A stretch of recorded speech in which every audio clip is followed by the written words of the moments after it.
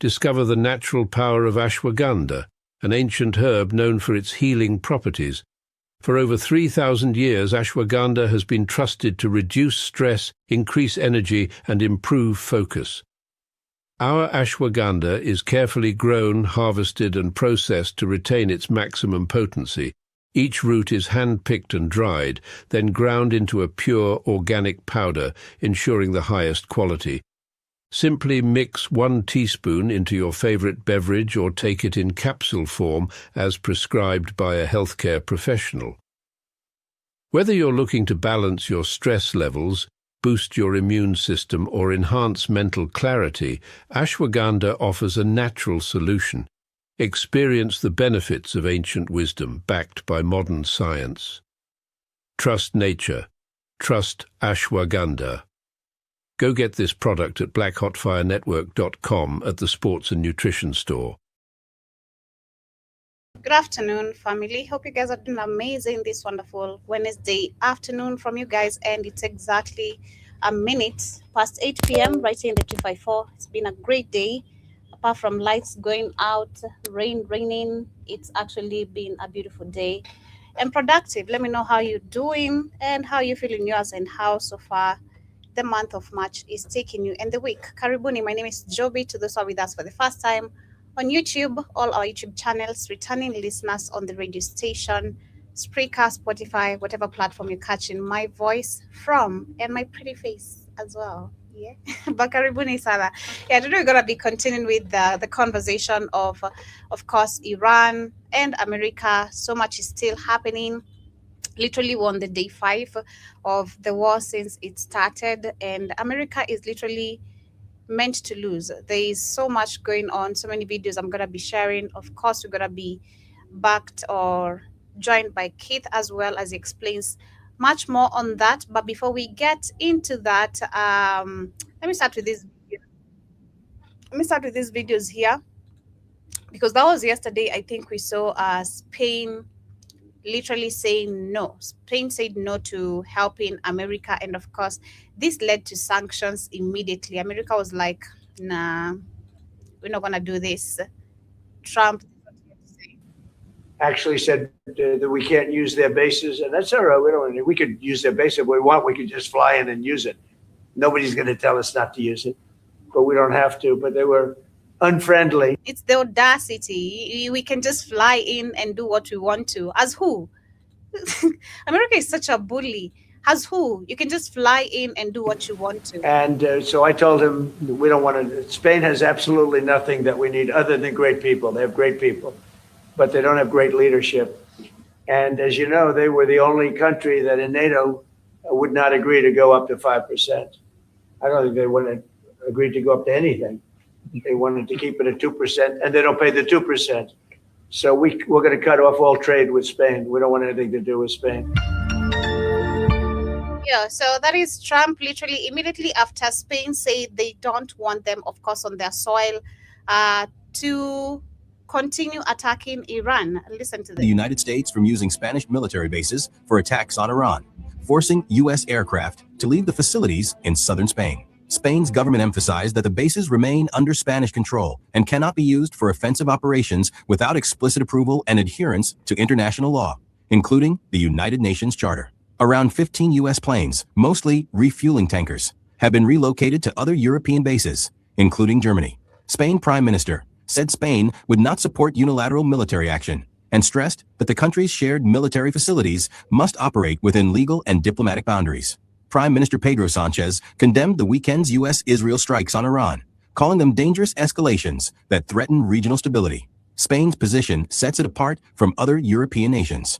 The United Kingdom has reportedly allowed U.S. use of British bases for similar operations, highlighting divisions among allies over the military response to Iran.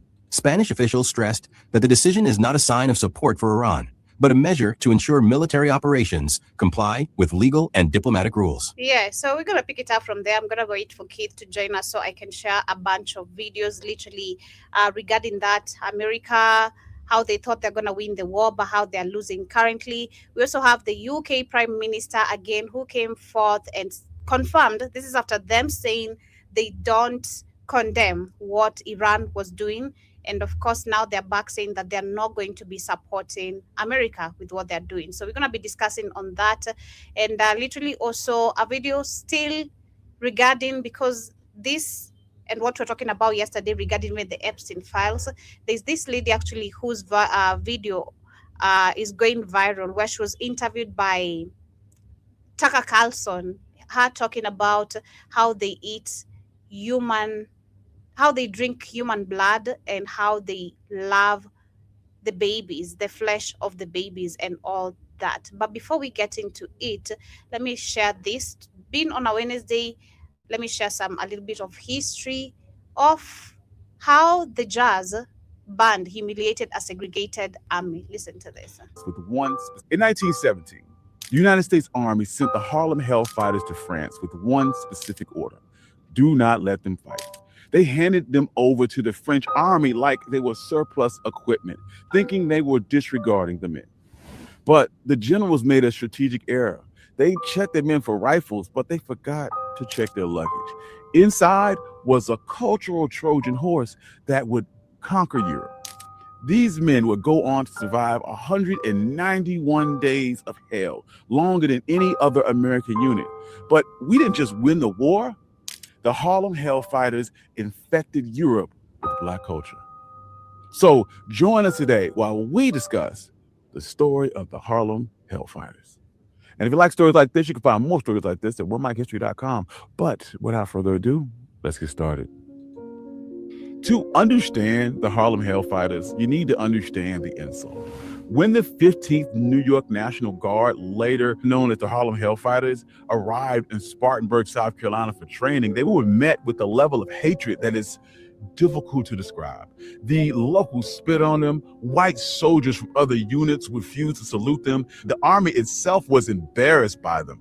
The strategy of the United States military was simple: containment.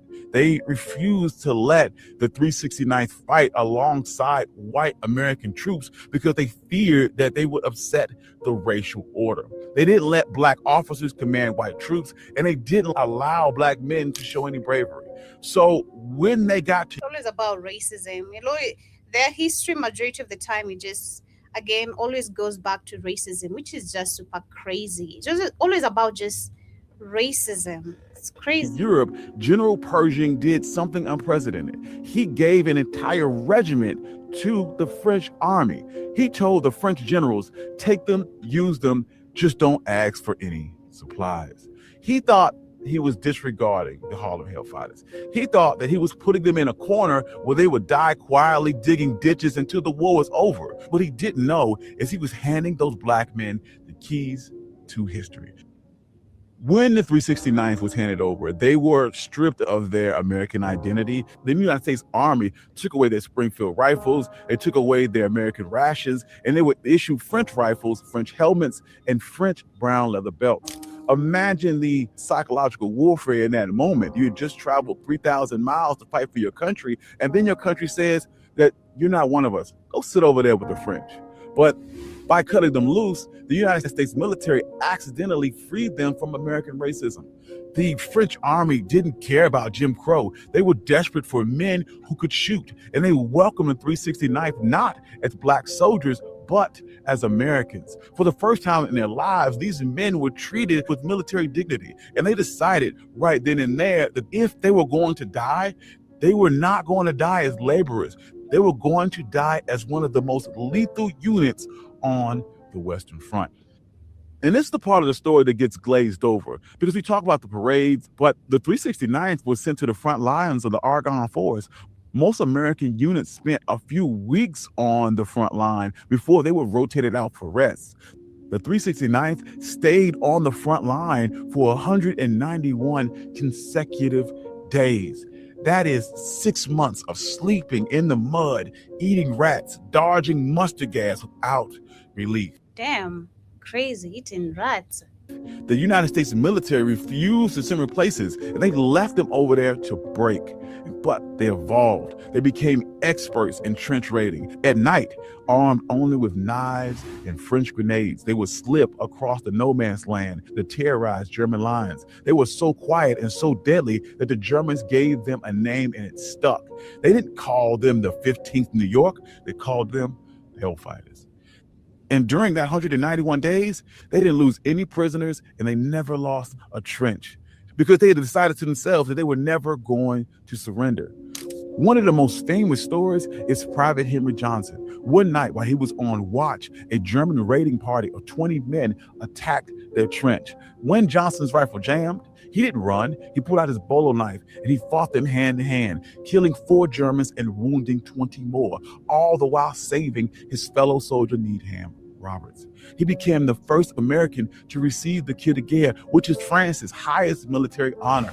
While the United States military was debating whether or not black men had the bravery to fight, the French government was pinning the... Are you kidding me? Whether black men had the bravery to fight, while literally they are being used in wars even today. Look at what Russia is doing to African people. What the hell? I'm telling you, everything about these people, literally, most of their history just goes back to racism. It's crazy. It still phases me every single time. Everything just goes back to racism. Highest military honor on their chest.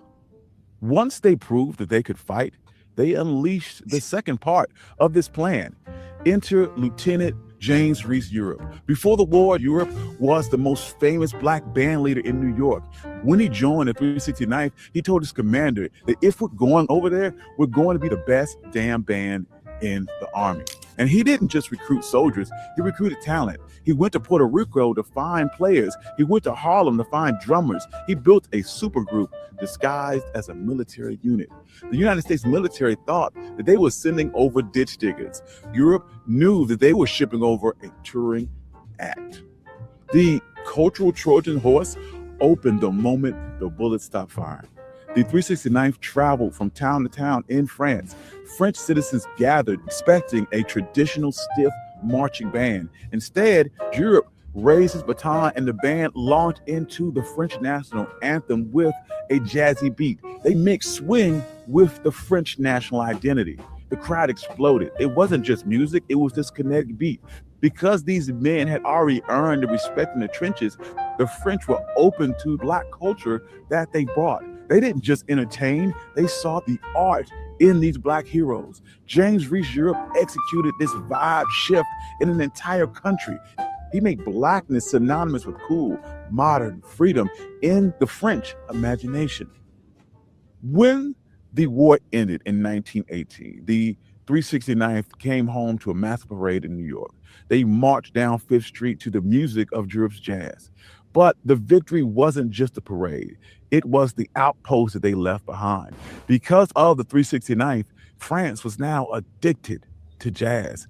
They were addicted to black culture. That Trojan horse had been opened and the virus had taken hold. They had created this safe haven economy. In the 1920s, when segregated America became unbearable, black artists knew that there was an escape hatch.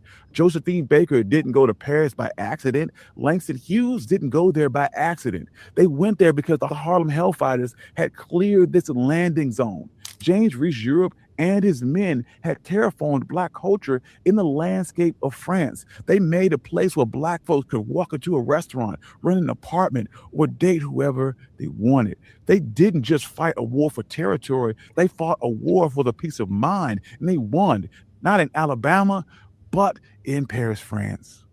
In the end, we often talk about the Harlem Hellfighters as a tragedy, men who fought for a country who didn't love them back. But that misses the genius in the moment.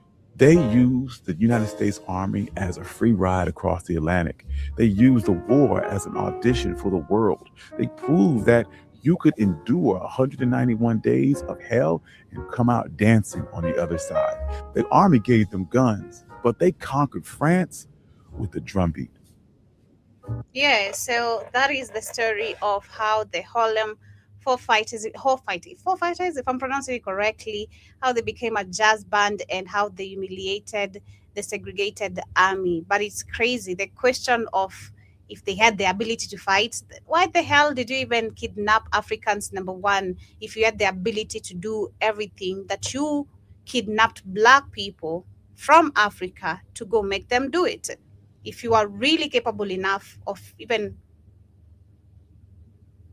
planting, everything that you made black people go through during slavery, if you are capable of doing it, why come kidnap, literally take people from the continent and take them to go help you create what you can? So go do the war too. It's crazy, the audacity, and always again going back to racism. It's super crazy. But I want to read this article as we switch very quick to now Iran's story. I started again with a video of Trump saying that they're going to cut off trade with Spain, and of course, this is because Spain said no to America for them landing in their country and trying to attack Iran through Spain, and that has led literally to America cutting ties with Spain. But as we continue, we have this article which is very interesting that I bumped into. It was talking about if America and Israel attack Iran, which is what they're doing right now, could China do the same with Taiwan next? Which is a question. We've seen actually that is China which has said that if literally maybe Iran needs help, is just one call away. Let me see if I can find that. China said that if Iran needs help, is just one call away. And let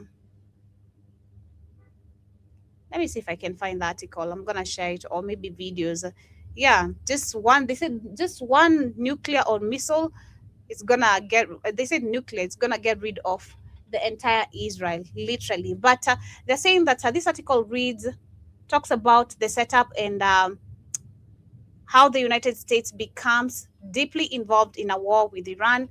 Aircraft carriers move to the Persian Gulf, and military resources shift to the Middle East. America's attention is locked on one crisis, and across the Pacific, another superpower watches carefully. In geopolitics, timing is everything. Sometimes the biggest moves happen when rivals are distracted. And why Taiwan is so important literally to China, and why maybe there's a possibility of them doing the same thing that we've seen America and Israel doing to Iran. They're saying Taiwan is not just a small island, it produces the most advanced computer chips on earth. One company alone, TSMC, makes about 90% of the world's advanced semiconductors. And these chips power smartphones, AI systems, fighter jets, satellites, yeah, and military technology. Control Taiwan and you control a critical place of the globe tech economy. They're saying that China's long-term goal is it considers Taiwan part of its territory. For decades, Beijing has said reunification is inevitable, but there is one major obstacle: the United States. America maintains military alliances and security commitments around Taiwan. This creates one of the most dangerous geopolitical flashpoints in the world. And the war starts, they're saying that what happens if Iran war starts first, which of course has already started. They're saying, now imagine these consequences. Conflict begin in the Middle East. America and alliance become heavily involved with Iran. Naval fleets move. Air power shifts. Military logistic focus on one region. Strategics then ask a question. Would China see that moment as a strategic opportunity, not guarantee? But geopolitically, windows sometimes open during global distraction. Again, they're saying that Taiwan's strategic military location is Taiwan sits inside what military experts call the first island chain. This chain limits China's ability to project naval power into the Pacific. If Taiwan were controlled by China Navy gains wider Pacific access. Secondly, it uses U.S. regional military balance changes, and the key shipping roots shift. Taiwan is not only a symbolic, it's a strategic military gateway. Continues by saying that the global economic shock is that a war over Taiwan would shake the entire global economy. Semiconductor production could collapse, industry affected, including cars, smartphones, and AI technology. Also, the defense systems, and the global manufacturing. Some economic models estimate a Taiwan conflict could cost the world over $10 trillion in economic damage. This would be far bigger than a regional war. It would be a global economic earthquake. And when multiple wars collide, history shows how conflicts can spread. World War and World War One, which began with one assassination. Soon, alliances activated and multiple nations entered the war. Today, the world is even more interconnected. A Middle East war plus Taiwan conflict could pull in, where the United States, China, Russia, and NATO allies, and then we have the regional powers in Asia. And suddenly the world faces a multi-front global conflict. What could this lead to? We have why experts fear the escalation. Military analysts warn about one dangerous factor, escalation chains. They're saying if two major powers clash, allies are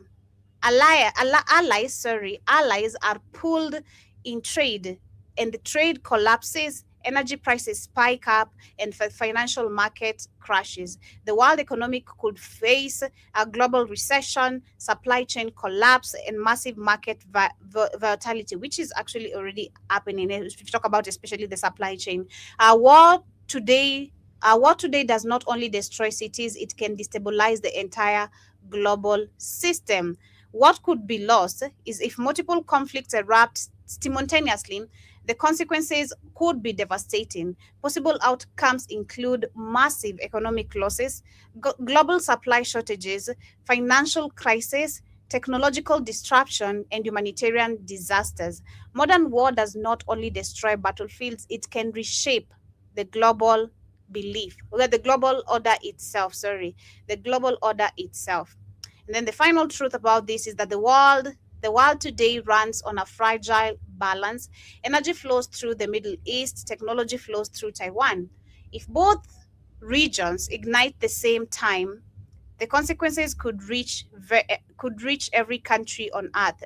That's why the government, investors, and strategic watch these regions so closely, because sometimes one conflict can change the future of the entire world. They're saying don't keep to yourself. Of course, spread this information to the masses. Let me know what you guys think. Do you think actually there could be a possibility of China maybe taking this advantage because, again, like they said, there is a distraction to America, and whatever Taiwan also holds, America literally is one of the major obstacles, right? So could maybe China also launch the same thing to Taiwan because they consider it one region and all that? Let me know literally as we get to continue. But I'm going to share a couple of videos here, still under what is currently happening.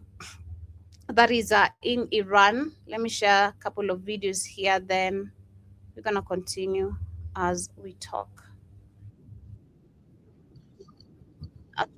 Let me start with this one.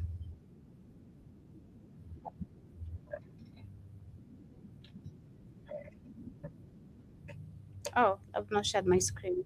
Has nuclear weapons. That does not take out the Ayatollah. We need to talk about Israel's nuclear capabilities. Did you know that Israel is the only country in the world that has nuclear weapons that does not confirm nor deny that they have nuclear weapons? That's true. Of course, I do know that. Personally, I remember we checked on that and we saw literally, yeah. It's a policy called nuclear ambiguity. And this basically allows Israel to dodge sanctions, international pressure, and the pressure to sign treaties. Did you also know that Israel stole 300 kilograms of uranium from the United States to build their nuclear program? Let's go back for a second. In the 1950s, Israel began to build their nuclear facility in secrecy. It was known as the Dimona Nuclear Research Center. And at first, they told the US that it's just a textile plant. And then later, they said it was a research reactor once they were caught. Then, when JFK becomes president in the early 1960s, he is adamant about Israel not having nuclear weapons. So he demands regular inspections at the Dimona Nuclear Research Center. And then suddenly he's assassinated. And he becomes the last US president to question Israel's nuclear program altogether. After JFK's assassination, 300 kilograms of highly enriched uranium go missing from a nuclear plant in Pennsylvania called NUMEC. And the president of NUMEC at the time is this man, Zalman Shapiro. Zalman Shapiro was a US nuclear chemist and the president of NUMEC. He was a longtime Zionist and had deep ties to Israel. FBI files and intelligence reports show that he had frequent contact with the Israeli Mossad. So you can put two and two together to figure out how 300 kilograms of highly enriched uranium left the United States and went to Israel. By the way, this cost the US taxpayer $350 million. Wow. This isn't the first or last time that Taxpayers, literally Americans. This is crazy. Israel will steal US resources and intelligence to build their nuclear program. Every US president since JFK just has turned a blind eye. And that's not the craziest part. The craziest part about Israel's nuclear capabilities is that they have a doctrine called the Samson option, which basically means that if they ever face destruction, they will use nuclear weapons as retaliation. Meaning they will take everyone down with them. After everything I told you, wouldn't it make sense for the US to go after Israel to bring an end to their nuclear program? No. Instead, the US is starting a war with Iran because of their nuclear capabilities. But really, they're starting this war on behalf of Israel because this is the new world order. This is the transfer of power. Our country is being hijacked. And every single president since JFK that turned a blind eye to Israel's nuclear capabilities was complicit. There is no more time to fuck around. We've ran out of time. We are now at the moment where our country is being hijacked. We take out the Ayatollah, take out the top leadership, and that would be it. That Iran would be begging for a ceasefire and willing to sign whatever deal Trump puts in. Sorry, I'm here. Shit. That's what I Trump must be really late. expected to happen. And in fact, the reporting is that Trump already reached. Let me repeat this video. We need to talk about Israel's nuclear capabilities. Did you know that Israel is the only country in the world that has nuclear weapons that does not confirm nor deny that they have nuclear weapons? It's a policy called nuclear ambiguity. And this basically allows Israel to dodge sanctions, international pressure, and the pressure to sign treaties. Did you also know that Israel stole 300 kilograms of uranium from the United States to build their nuclear program? Let's go back for a second. In the 1950s, Israel began to build their nuclear facility in secrecy. It was known as the Dimona Nuclear Research Center. And at first, they told the US that it's just a textile plant. And then later, they said it was a research reactor once they were caught. Then, when JFK becomes president in the early 1960s, he is adamant about Israel not having nuclear weapons. So he demands regular inspections at the Dimona Nuclear Research Center. And then suddenly he's assassinated. And he becomes the last US president to question Israel's nuclear program altogether. After JFK's assassination, 300 kilograms of highly enriched uranium go missing from a nuclear plant in Pennsylvania called NUMEC. And the president of NUMEC at the time is this man, Zalman Shapiro. Zalman Shapiro was a US nuclear chemist and the president of NUMEC. He was a longtime Zionist and had deep ties to Israel. FBI files and intelligence reports show that he had frequent contact with the Israeli Mossad. So you can put two and two together to figure out how 300 kilograms of highly enriched uranium left the United States and went to Israel. By the way, this cost the US taxpayer $350 million. This isn't the first or last time that Israel will steal US resources and intelligence to build their nuclear program. Every US president since JFK just has turned a blind eye. And that's not the craziest part. The craziest part about Israel's nuclear capabilities is that they have a doctrine called the Samson option, which basically means that if they ever face destruction, they will use nuclear weapons as retaliation, meaning they will take everyone down with them. After everything I told you, wouldn't it make sense for the US to go after Israel to bring an end to their nuclear program? No. Instead, the US is starting a war with Iran because of their nuclear capabilities. But really, they're starting this war on behalf of Israel because this is the new world order. This is the transfer of power. Our country is being hijacked. And every single president since JFK that turned a blind eye to Israel's nuclear capabilities was complicit. There is no more time to fuck around. We've ran out of time. We are now at the moment where our country is being hijacked. Take out the Ayatollah. I hope Iran literally hits the Israel nuclear base because the hell. Take out the top leadership, and that would be it. That Iran would be begging for a ceasefire and willing to sign whatever deal Trump puts in front of them. That's what Trump expected to happen. And in fact, the reporting is that Trump already reached out to Iran asking if they want a ceasefire. And they told him to go fuck himself, that they will not surrender. And there is no indication that they have any intention of surrendering. And now Trump is scrambling. Now Trump is scared. Now Trump is desperate. This is not what he had planned. He had planned to launch a few missiles and then declare victory. He thought this was going to be over already. And he thought that he would be celebrated as, a great military genius. That is not happening. And because the American people are already against this war, and he is losing MAGA. Not all of them, of course, because most of them don't really care about anything. They said they were all against war. They were voting for Trump to keep us out of future wars, but they didn't really mean it, just like they don't really mean anything that they say. And they will follow Trump however he flips and flops, no matter what he says, no matter what he does. But not all of them. And there are many people who voted for Trump who are turning on Trump over this.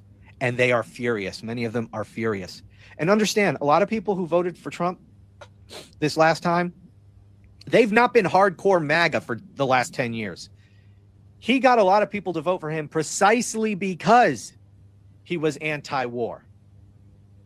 He's lost those people. Those people have not been wrapped up in the cult for a decade. They voted for him to keep us out of wars. He's not. They're not following him. They're abandoning him.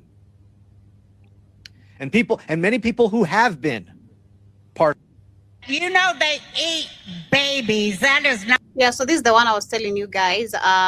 Literally, this lady talking about how they eat babies and quite explains the people we're really dealing with. Just warmongers, vampires, crazy. Not bullshit. It's true. So it's not just the dogs and the cats, not just the pets. It's not just the dogs and the cats.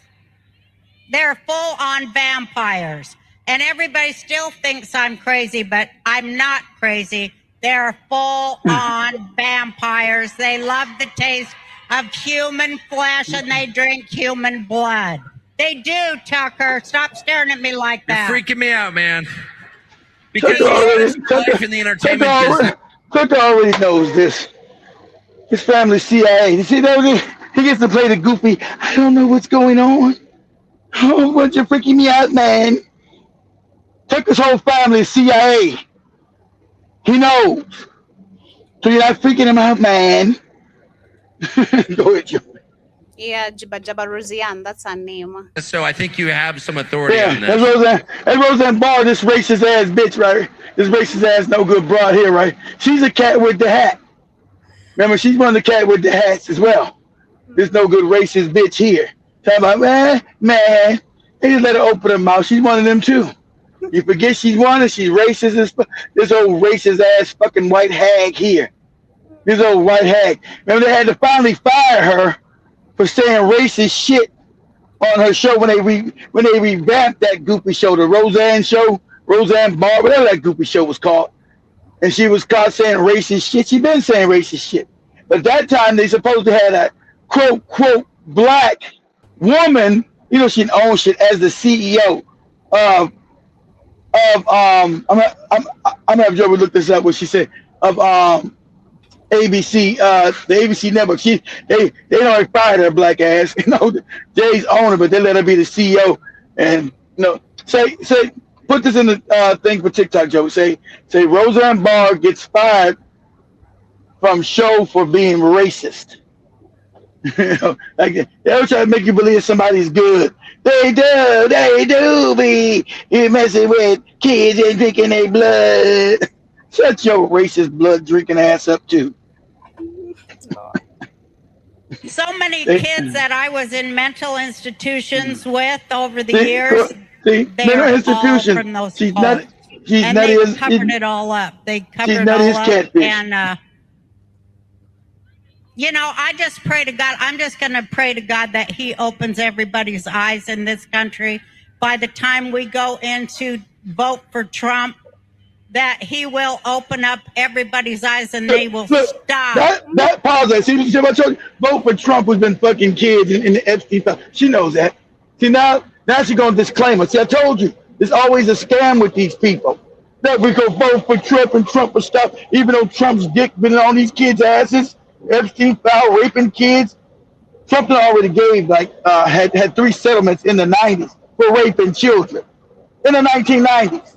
3 children he done raped and had to give out goddamn settlements to. She don't know that? We hope we put in Trump and everybody in Trump administration is all in the Epstein file. What the fuck is she talking about? I told you. They play both sides. Fucking crazy talk.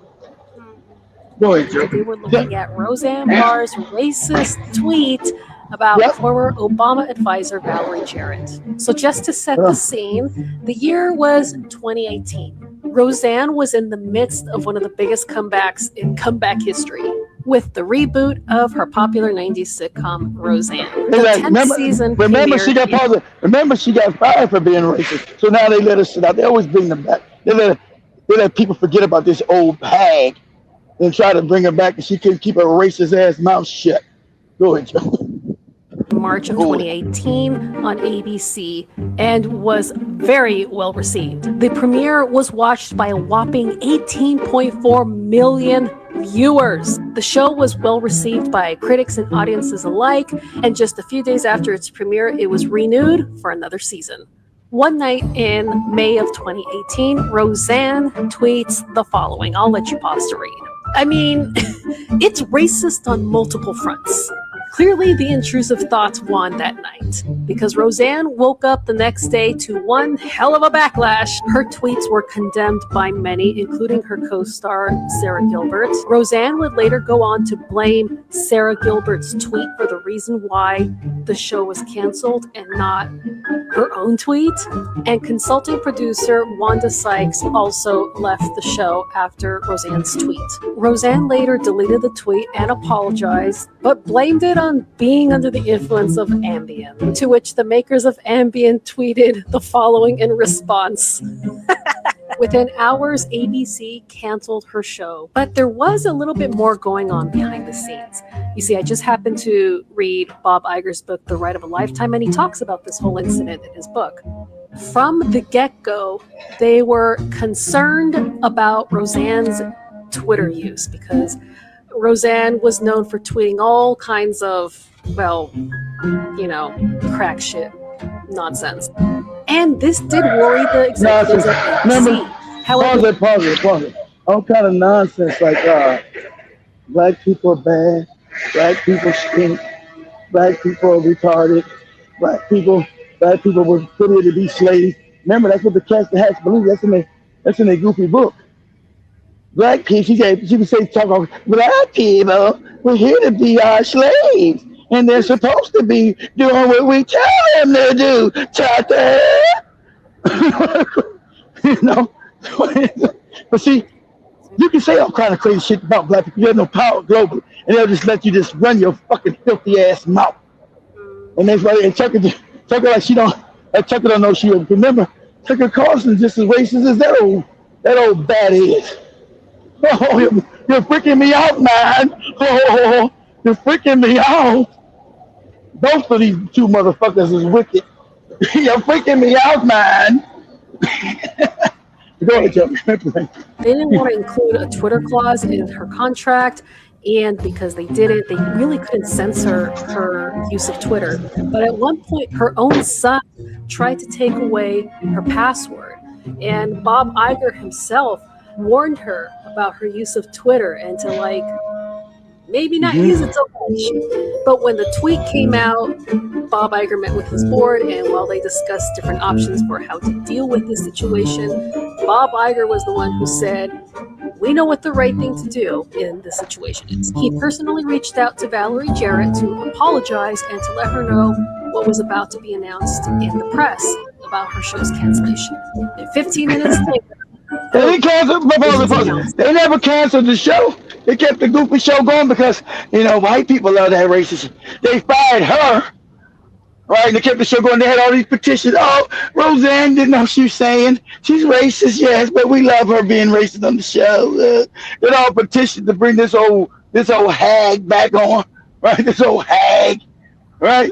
This old hag with a rotten ass mouth and a fucked up smell.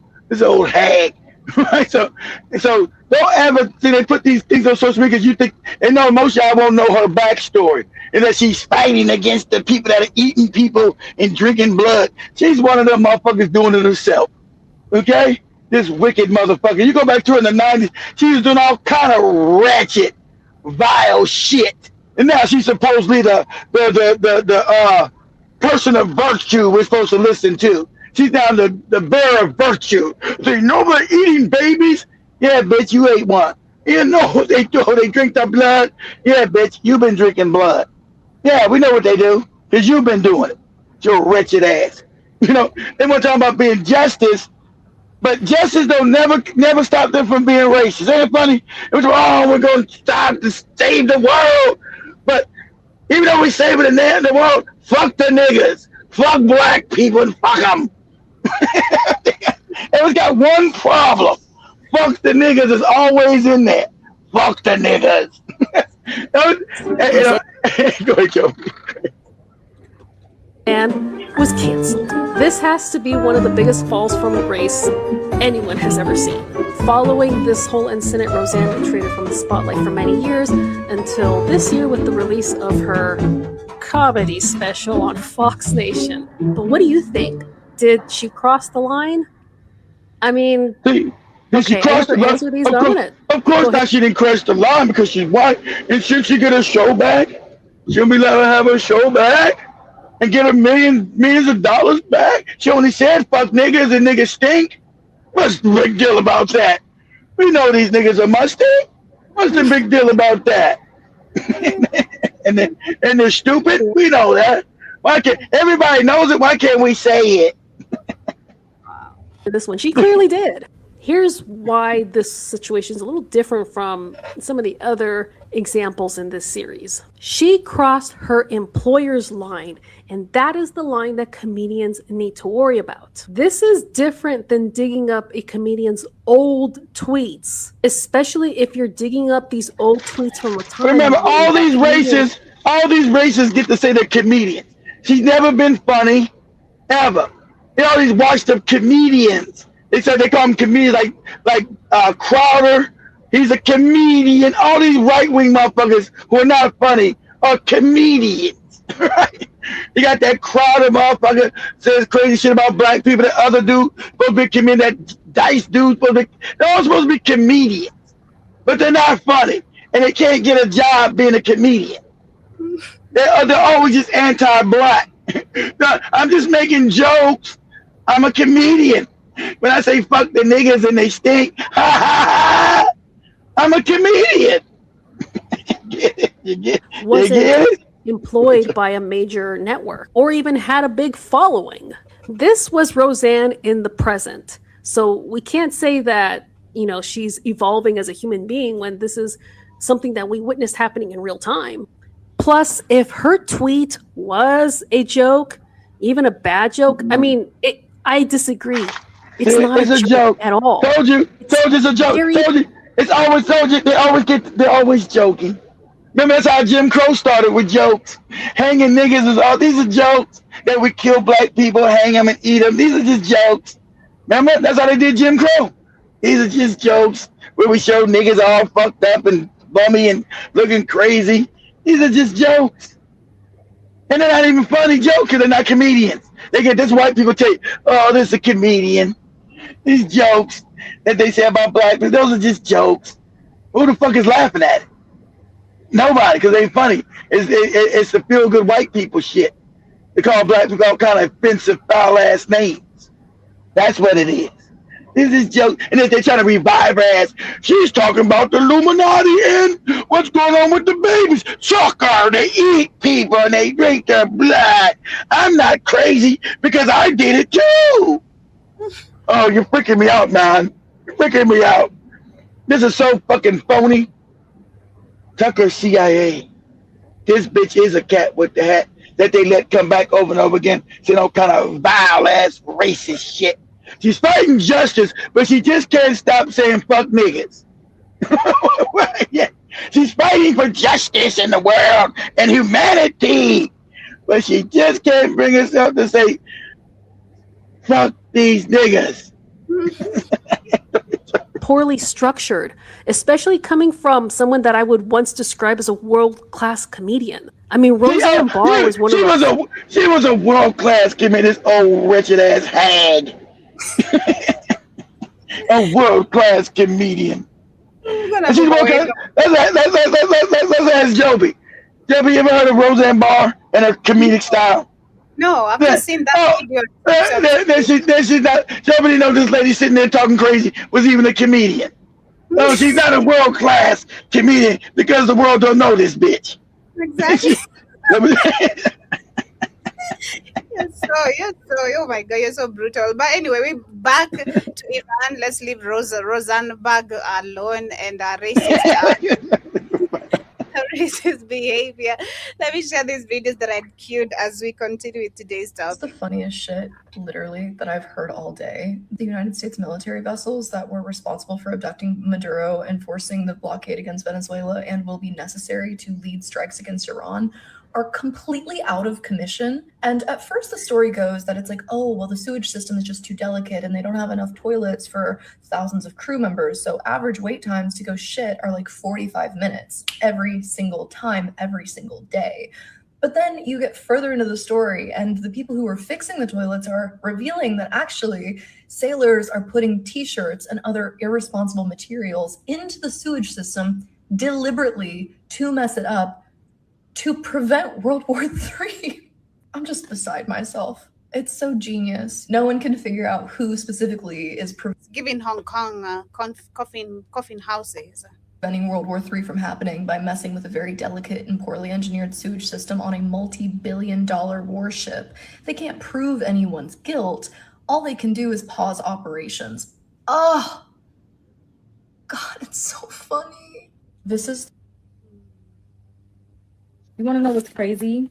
I wanted to start out by asking you your assessment of the ongoing conflict between Iran and U.S.-Israel. Well, first of all, it's a conflict that never should have happened, but was, I guess, inevitable that it would happen. This is more than just a repetition of the 12-day war. This is an existential war of survival, and the stakes are as high as they can be. There will only be one winner in this war. And as I look at things right now, Iran looks as though it's on the inside track to win this war. This means that the United States will be defeated, humiliated, and compelled to retreat from the Middle East. Well, but that's not what they're saying. So I'm going to stop at that, literally, where he's saying the United States is going to be defeated, humiliated, because just this evening we had reports of, let me get that correctly, the CENTCOM. That is over 50,000 US troops have been deployed to Iran. That is deployed against Iran. So let me share this video of what this guy is saying. But let me say something real quick. Okay. So they're saying at least 500 to 600 Americans have died. They're hiding them. You got to go to other sources. Sad enough, you can't get in America because they're hiding the shit. And then also, when I was saying, you had crazy ass Marco Rubio, who was I never voted for, who was the senator of Florida, and now he's the head of the State Department. He's the Secretary of State. Admit, people now ask, why'd you go in this war? We didn't need this war. Say, well, we did it for Israel. Because remember, everybody up top is stupid. Trump is a moron. Everybody around his cabinet is dumb. That's how it happens when you get corruption. You don't get credible people anymore. Because America is so corrupt that the people that lead it, they're already caught with Epstein and vile shit they've done to children, that they're pedophiles, but they're also little morons. Trump is an idiot. Marco Rubio is an idiot. So he didn't know not to say, Israel told us that we did with Israel. Now he come back and said, no, it was imminent threat because they had a nuclear bomb and a nuclear bomb. All the lies they can't get the lies right. At least 25 years ago when we had Baby Bush in there, he was a moron. He had people around him that were intelligent, like Dick. They were evil. Don't get me wrong, they were evil, but they were at least intelligent evil motherfuckers. The motherfuckers around Trump are stupid and evil. That's how far the country is falling. People around Trump are stupid and evil. People around Bush were smart and evil. Evil. Like your Dick Cheney. Now you knew Dick Cheney wasn't a moron, but you did know he was evil. People around Baby Bush was smart. They just was evil. Because they all evil, but the people around Trump are stupid and evil. They're stupid. Now they're trying to, you got Hegseth, the goddamn Secretary of Defense. They're going to change that back to defense. Not no Secretary of War. They want to come and change names and shit. It's now the War Department. It's a goddamn Defense Department. These morons want to come and change names and do goofy shit. So you got Hegseth, who's a moron. Trump argument. These are idiots. And you got the generals like, how the fuck are we supposed to be listening to these morons in this system? Because, Pete Hegseth could never even be a goddamn, let alone a major in the military, let alone now he's the head of the military.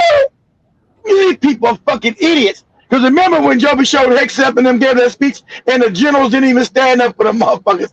Everybody got mad because the generals knew they'd been dealing with lunatics. Trump was a moron, Hegseth was a moron, and the generals just sat there looking like, God damn. And they refused to stand up for these two motherfuckers.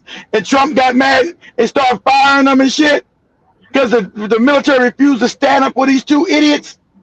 But Hegseth and Trump, when they made that crazy speech last year, they like, and none of the military stood up. Like, what? These motherfuckers are absolutely fucking batshit crazy. And Trump started firing them and shit because they wouldn't stand up for Trump or Hegseth. Now we've been ruled by morons. It shouldn't have won the damn, and it's got to end badly for America because the white people are stupid too. The white people are evil. That's why these guys are in power. They put race and evil, like that white guy told. It's a bloodlust. And most people don't understand what you're doing when you're dealing with Caucasians. The bloodlust is real. They enjoying people getting blown up and shit. They go, they don't get upset about them eating babies and all that. No, they're not. They like all this shit about conquest as long as it keeps them on top. They believe in white supremacy. You don't understand the psyche of white people. They believe in white power, white dominance, white supremacy. They believe in that shit more than anything. You see what Joby showed you about the dude who killed his own daughter in Texas because she said something against Trump? He went back in the room and shot her ass in the head. And he got off. And he was in Texas. What they say? Well, was it act? He purposely shot this. We're going to go, after Joby showed us, we're going to go to that video again. He purposely shot his own daughter in the head. How dare you go against white supremacy? He told her, I got two more of the daughters. They'll replace your ass. Because I told you, white supremacy comes first. amongst anything with white people. Their power and their dominance comes first. Fuck their children. That don't come first. Their power and their dominance comes first at all costs. You went back in the room, got the gun. Remember, because she was visiting from England. I died. I came to see you in Texas. He said, Trump shouldn't be doing what he's doing. Trump is in the Epstein files. You shut your raggedy mouth talking about my Trump. He's in the Epstein files, fucking babies and eating them. I don't care nothing about that. Get your ass out of my house. Talking that shit. He said, come back in the bedroom. We're making the bedroom and shot her in the head. He just said, well, the weapon. Let me share this one. Good afternoon. I'm Admiral Brad Cooper, the commander of United States Central Command. In this capacity, I lead U.S. military forces in the Middle East. I'm here to provide you an update on Operation Epic Fury, now in our 4th day of execution. First, I'd like to express my deepest condolences to the families and teammates of the extraordinary Americans who've been killed in action. And I'd also like to extend our prayers for a speedy recovery to the wounded. Yesterday, you heard from Secretary Hegseth and the Chairman of the Joint Chiefs. Today, I'd like to give you an operational update on where we are and provide you with some key facts. By order of the President of the United States and the Secretary of War, our military in the Middle East is undertaking an unprecedented operation to eliminate Iran's ability to threaten Americans, as they've been doing for nearly half a century. Having spent more than 36 years in the military, I could not be prouder of America's sons and daughters in uniform who are answering the call. More than 50,000 troops, 200 fighters, 2 aircraft carriers, and bombers from the United States are participating in this operation, and more capability is on the way. These forces bring a massive amount of firepower, representing the largest buildup by the U.S. in the Middle East in a generation. In the opening hours of Operation Epic Fury, U.S. Central Command forces, together with Israel, delivered overwhelming and unprecedented strikes into Iran. Many of you may remember the shock and awe strikes of 2003. The first 24 hours of this operation were nearly double the scale, and we continue with 24/7 strikes into Iran from seabed to space and cyberspace. Now, we're less than 100 hours into this operation, and we've already struck nearly 2,000 targets with more than 2,000 munitions. We have severely degraded Iran's air defenses and destroyed hundreds of Iran's ballistic missiles, launchers, and drones. And in simple terms, we're focused on shooting all the things that can shoot. And pause it, and pause it, and let me explain some. How our military budget, because it's corrupt, it's a grip, it's a major grip. So we got the biggest budget in the motherfucking world, but our equipment is fucked up, right? So that means this is nothing more than money laundering for companies to get taxpayers' money. So they just steal the money instead of building good equipment. And that's why this budget keeps going up and up and up. So they're paying out their friends who own these military corporations who are all mostly you know they are, cats with motherfucking hats. So they're getting $1 trillion a year. Trillions.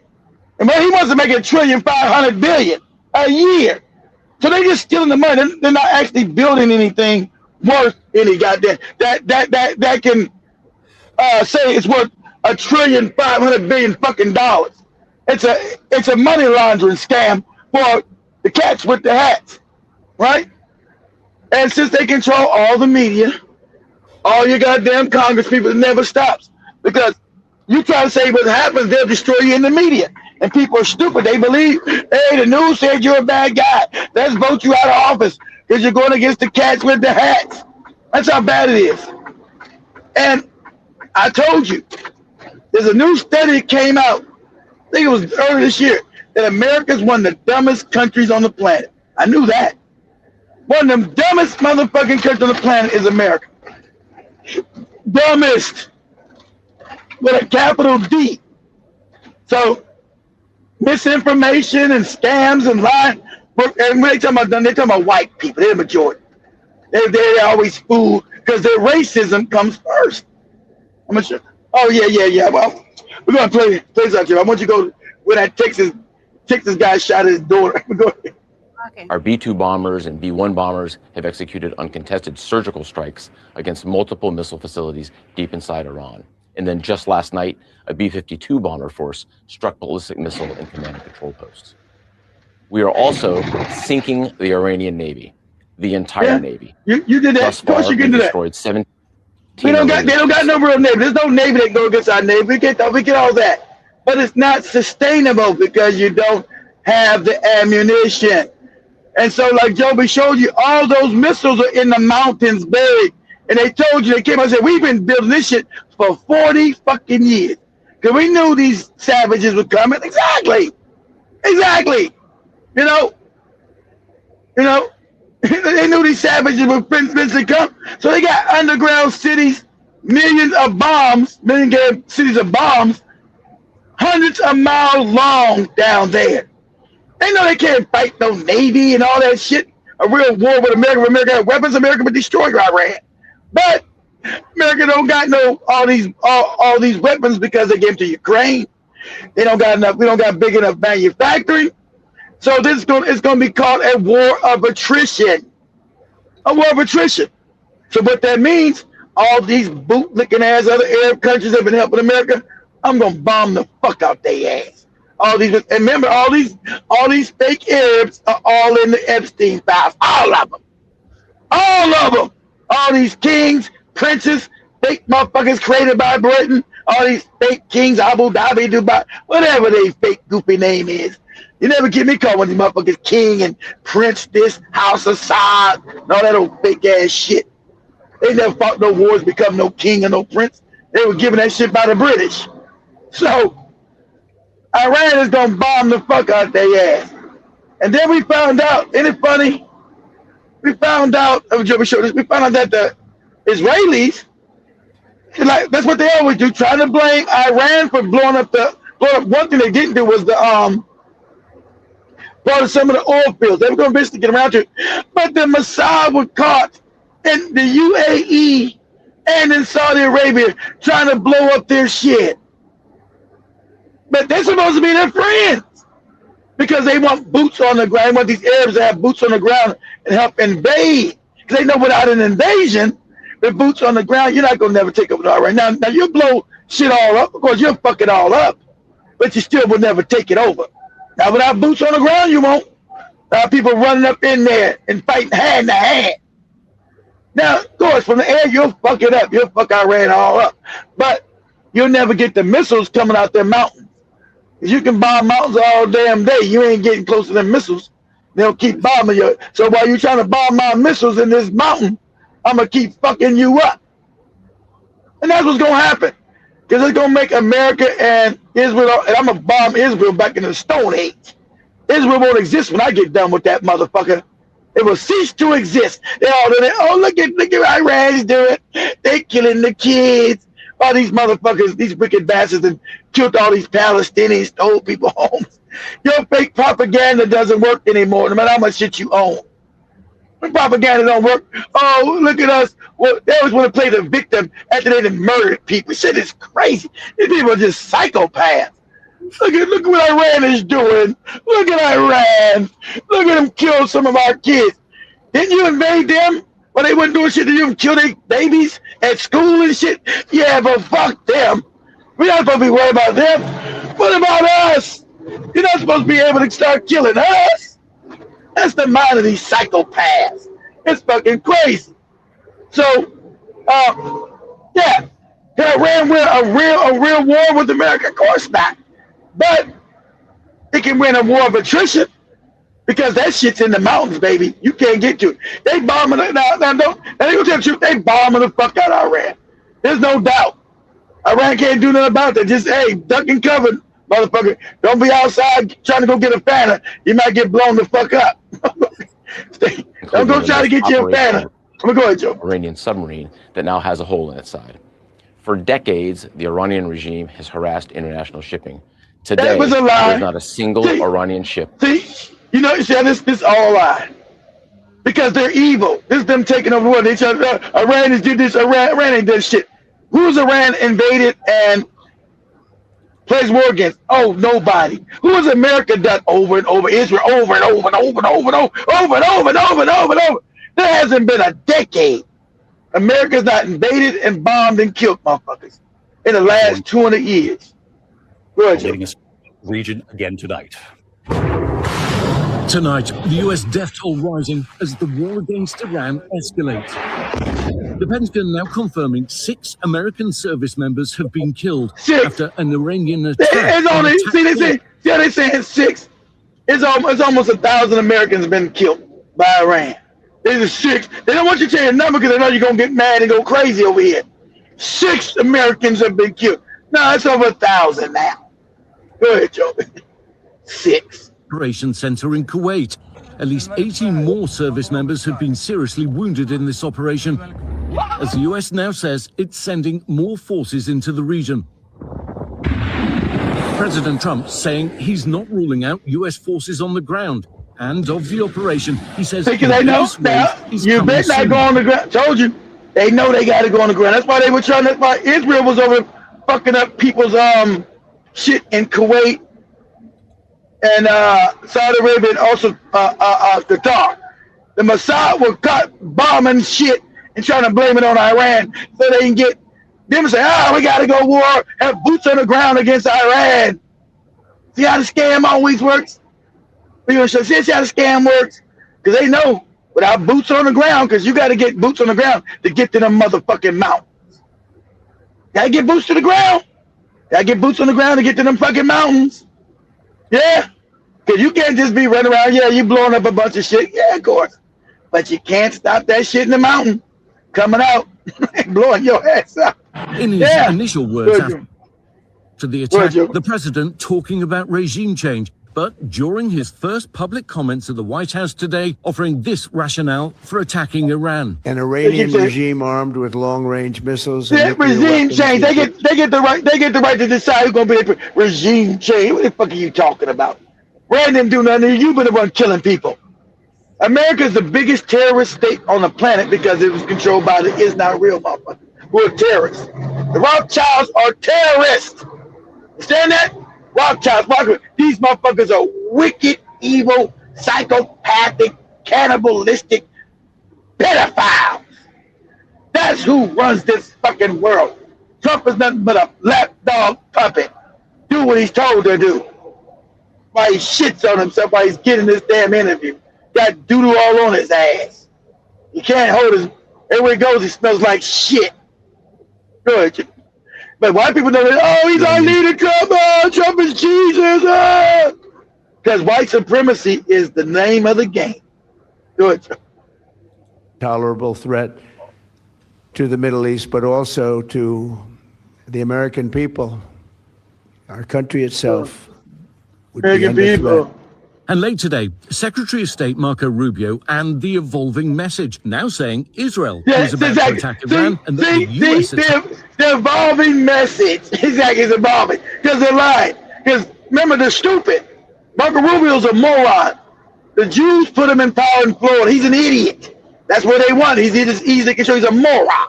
So he didn't know anything. He didn't understand message discipline.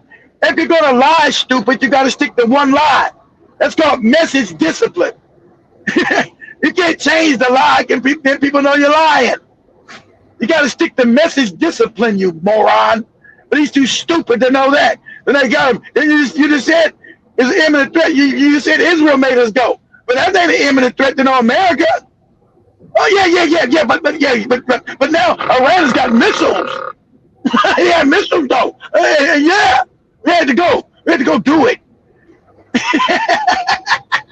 This is a bunch of morons. Act to defend itself from Iran's potential retaliation. There absolutely was an imminent threat, and the imminent threat was that we knew that Iran was a threat. They got an imminent threat because they know what it is illegal. Because if the Congress was not controlled by the cats, what they did, they don't got the right to wage war on nobody. Only Congress does, according to the Constitution. They can say, it's an immediate threat. We couldn't wait on Congress. It was an immediate threat. It was an immediate threat. Iran was going to attack. Iran was going to attack nobody. They ain't attacked nobody. So they got to use that immediate threat. Because first he said Israel, that's all we got on here. It's called stupid, you dumb motherfucker. You don't say Israel told you to go. You get your ass back in front of me to say immediate threat, you fucking moron. Yeah, it's an immediate threat. It's an immediate threat. Immediate threat. It's an immediate threat. Yeah, that's it. That's an immediate threat. He's a fucking, can't believe these morons are running the country. This is like some Africa shit here. These motherfuckers are too stupid to be working at the goddamn local KFC. These motherfuckers are stupid. And it's visibly so. And everybody's saying it. It's visibly that this month, but I've been saying should have been, this is a moron. Controlled by the Zionists, put in power by the Zionists. This is a bootlicking moron. He's an idiot. And so they're saying this because they know this whole action is criminal. It's criminal. According to the international law, it's criminal. According to our Constitution of America, this is illegal. This is criminal. But where's the UN? Nowhere.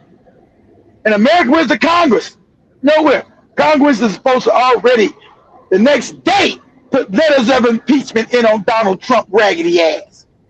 If you had a Congress not controlled by the cats with the motherfucking hats, which we know they are. Everybody knows they are. Hell, everybody outside the country knows the cats control America and its government. That's a fact. They know the cats control your media, cats control Hollywood, all of it. Cats control all your fucking social media platforms. If they don't, they go crazy and say, we gotta get that shit. Gotta be ours. So we can make the narrative. Huh? So this moron is getting shit wrong when he first got it. Yeah, we had to go because Israel told us to go. What? What? People go, you know that's a crime? Oh yeah. Oh yeah, no. That ain't what I meant to say. It was an imminent threat. You fucking moron. Go ahead, Joey. Attacked, and we believe they would be attacked. That they would immediately come after us. We believe they would be attacked. We're not going to sit. Everything he said is illegal. There's no justification for this war. See, he's talking crazy talk. When we not going to sit and believe that somebody might attack us, then we're going to attack them. This is crazy talk. There's no justification for this. Before we responded. Obviously, we were aware of Israeli intentions and understood what that would mean for us. The president warning the U.S. military operation could last several weeks, but signaling it could go. Pause again. And the military command is asking lawyers, can we now disobey these morons? Can we legal? Because these orders they're given are illegal. So we got the military brass in America going to the lawyer and say, can we deny these dumb motherfuckers? Because we know what they're doing is illegal. And if later on, we're going to get caught up for following orders that are legal. And remember, through Nuremberg, you can't say, when you're about to get prosecuted, you can't say, I was just following orders. Well, you know these orders were legal, right? You know these orders were legal, right? That doesn't absolve you from the criminality. You knew these orders you were given were illegal, right? So you don't get to say, I was just following orders from the president and the Secretary of State. That ain't gonna work, gonna lock your ass up. So the military is asking the lawyers, hey, can we stop? Can we deny these two fucking morons? And don't do their orders because they're illegal. Will we be court-martialed? Can we deny their orders because they're illegal? And that's in the damn universal code of justice in the military. Universal code of justice tells you right there, any unlawful order given by the president or anybody, you are to deny it. You are to deny it. You just say, fuck no, this is illegal. I can't be invading no fucking Iran and killing innocent women and children. You're supposed to deny it. It's right there in the Universal Code of Justice, right? ICJ, wait a sec. About the military, Rick, you know what I'm talking about. If you know Rick, but that shit, the ICCJ, whatever that shit called. You know, when you're in the military, you got to read inside and you got to know the laws. Any unlawful order you're given, you will not have the right after you get prosecuted for doing illegal shit to say, hey, I was just following orders. That don't work. Because the orders you knew were fucking illegal. And you were supposed to deny them. Even if it's given by the goofy president. If his orders are illegal, you're supposed to say, no, sir. No, sir. can't take out your orders. No, sir. These orders are illegal. No, sir. No, sir. For the time, Go ahead, Joker. it's okay. Whatever it takes, we will always, and we have right from the beginning, we projected 4 to 5 weeks, but we have capability to go far longer than that. Video posted online showing just how dangerous that mission is. A US warplane on fire, spiraling out of control. One of 3 US F-15 fighter jets. Pause, they lied again. They tried to say it was friendly fire. We know it wasn't friendly. We know the Kuwaitis didn't shoot that shit. We know the Iranians shot them American aircraft out the fucking sky. Oh no, our friends did it by accident. What? You believe that? You're an absolute moron. Iran took out them fucking planes. And that's why when the guys got on the ground, they didn't tell you that the pilots got killed by the Kuwaitis.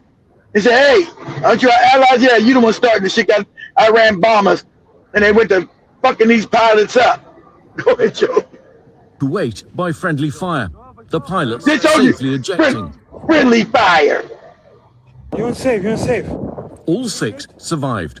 And tonight, the Pentagon releasing a detailed timeline of how the attack unfolded. You see, they didn't show what happened to the damn pilots. They went right past that with some more propaganda. They ejected safely. Are they alive? Or did they get fucked up? Did they get fucked up or not? they ejected. Go ahead, Joe. 3:38 Eastern, Friday afternoon, President Trump giving the green light while on a visit to Texas. The president directed, and I quote, Operation Epic Fury is approved. No aborts. Good luck, close quote. The Pentagon saying the US first knocked out Iran's defense and radar systems, crippling their ability to see, communicate, and respond. Then at 1:15 Eastern Saturday morning, 9:45 a.m. 80% of American people are against this war. 80%. Why doesn't that matter? Because your country is not controlled by you. Controlled by the cats with the motherfucking hats and the fake paper. That fake paper they move around Africa and everywhere else. That fake fucking paper controls your Congress people. Okay? They go against the Israeli masters, they get kicked out the Congress. See how that works? Ain't that funny? 85% of Americans don't want this war. Never wanted it. So how is he waging a war that the American people are against? Because they don't follow what the fuck you say. That's why. That's why your voting doesn't matter. So this should be a wake-up call for all you morons. Vote. Your vote ain't matter since they blew John F. Kennedy's head off. Before any of us was born. I don't know how old you are, but I don't think anybody in there was born when John F. Kennedy was president, was alive. If you were, you was a baby or some shit, right? You ain't had no vote since they blew John F. Kennedy's head off. And we know who blew his head off, the Mossad. The Israelis blew his fucking head off. Is anything done? Oh, of course not. Of course not. They just blow up a sitting president's head, blow his head off on live TV. Take this, goddammit, for your trouble. The whole motherfucking head gone. That's right. Good. Launching major combat operations. A first wave of more than 100 warplanes sweeping in, bombing targets. This was a daylight strike based on their trigger event conducted by the Israeli Defense Forces, enabled by the U.S. intelligence community. That trigger event, sources say, was based on CIA and Israeli intelligence. When officials learned Iran's supreme leader... Who created the CIA and the Mossad? Oh, the cats with the hats. Don't get it twisted. CIA was created by the cats with the motherfucking hats. Also created the Mossad. So they worked in tandem. So when they say the Mossad, they say CIA. They say CIA, say Mossad. They run around Africa fucking up shit. Okay? That's who's doing it. And when John F. Kennedy, again, when he got his head blown up, what did he say? I'm going to break the CIA's back and destroy it and get rid of it. You going to do what? What you going to do? What you going to do? He should have kept that shit secret and tried to dismantle the CIA instead of opening up his fucking mouth. You ain't dismantling shit. We're going to blow your motherfucking head off your fucking head. You're going to blow your head off your shoulders. And that's what happened to him. And he's gone, and the CIA is still here fucking up shit. Go ahead, Joe. Khamenei was above ground in his office meeting with top officials Saturday morning. The timing of the attack was moved up. The CIA had been tracking the Ayatollah for months, down to his daily routine. The White House releasing images of President Trump monitoring the attack in real time from Mar-a-Lago. The president today saying the Ayatollah was having breakfast at the time of the attack and thought he was safe because it was broad daylight. Trump says 49 leaders were killed in the strike. The Ayatollah's wife reportedly among the dead. Right, but remember, they're the terrorists. They're the evil ones. Of course, they've been tracking him. They've been tracking his whereabouts and all his movements. We're going to kill his ass. Right. Coming to see this motherfucker. Do you know what it's about? You know. This is Rothschild resources. This was the Rothschilds. With the Epstein files, all that other shit. This for these motherfuckers. To get more banks and more power, more money. To get Iran shit. And to make sure Iran does what it's told to remember. All those countries are controlled by Israel in that region. They're all puppets of Israel. Saudi Arabia, Dubai, Bahrain, all of them. This is the only one country that wouldn't bow down. So they've been made to bow down and told lies. They're evil. Oh, they're so bad. They're evil. They're wicked. Because they're the country that didn't fucking bow down. And so they've been made to bow down. We're going to try to break their backs. And the Iranians knew that was coming. Okay? We haven't been a bit of military to really match America, but we will have defenses to defend ourselves. All right? And so since America is so incompetent and morons, you would have known if you're going to have a war with somebody, you have enough ammunition. That's just common sense planning.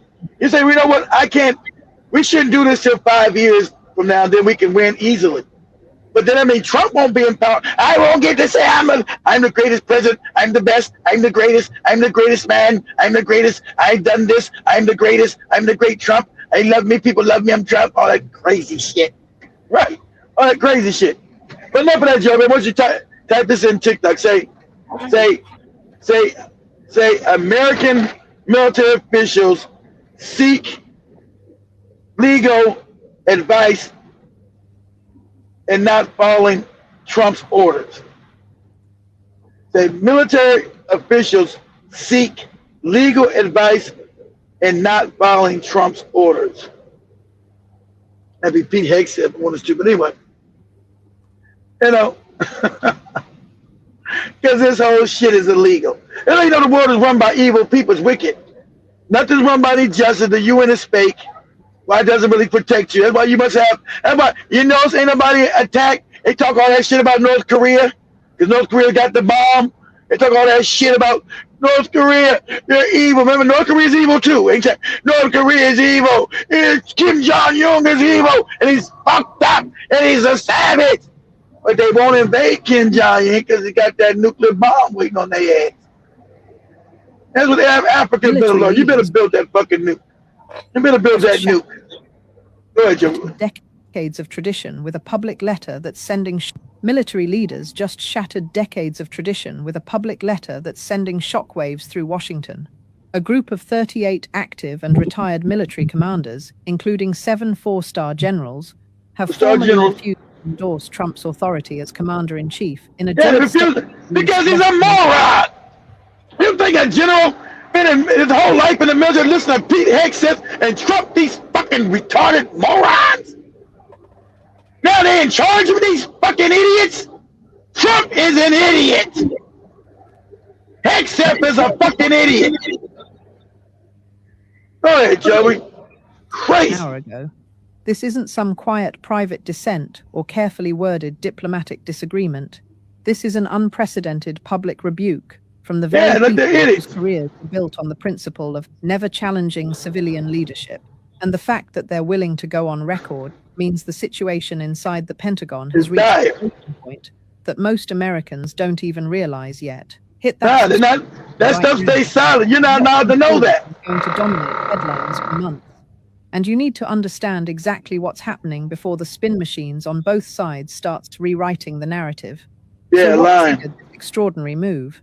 According to the letter obtained by multiple news organizations at 3:47 p.m. Eastern Time today, these military leaders cite a pattern of decisions over the past 14 months, that they claim subordinate national security to political objectives, Don't make undermine sense. military readiness, and violate the fundamental compact between civilian leadership and the armed forces. So then pause The it, pause letter it. So let me pause it. Now let me make this plain English. They're saying these motherfuckers are morons. They shouldn't be running. They shouldn't be had no power, no military. They've never been in the military. These motherfuckers are idiots. They don't listen to what we tell them, and they're stupid. These are stupid people. They shouldn't be in power to run no military to kill people. These are morons. Oh, Joey. References 3 incidents. First, the abrupt withdrawal order from a critical Middle East intelligence post in October, without consulting theater. Commanders reportedly issued hours after a campaign rally where Trump criticized the deployment. Second, the delayed authorization for a NATO joint training exercise in January that multiple sources say was held up because the commanding admiral had previously testified to Congress about budget shortfalls. And third, the most damning allegation, a directive from February 9th, instructing the Joint Chiefs to postpone emergency equipment shipments to a forward operating base until certain generals agreed to appear at a White House event celebrating military strength. This isn't about policy disagreements or standard civil military friction. This is about using operational command as leverage for political theater. And that's a line these officers are saying can never be crossed. Smash that like button if you're starting to see why this matters so much. Here's the full context of what's been building. Tensions between Trump and senior military leadership have been simmering since his first term, fueled by disagreements they said he's an idiot. Clashes with Pentagon officials over budget priorities, and repeated public criticisms of generals who didn't show sufficient personal loyalty. But everything changed, according to sources close to the Joint Chiefs, when a classified directive was leaked on February 11th to the Senate Armed Services Committee, showing direct White House interference with time-sensitive operational decisions. The directive, dated February 9th and allegedly bearing Trump's personal signature, reportedly orders a 72-hour delay on critical resupply authorizations for a base-facing imminent threat assessment until 3 specific 4-star commanders agree to participate in a televised round praising administration defense policies. This wasn't about legitimate policy debate or normal command structure discussion. They're willing to get people killed so this motherfucker can look good on TV. They're supposed to be removed. You're a moron. So he can look good. This is some Africa shit.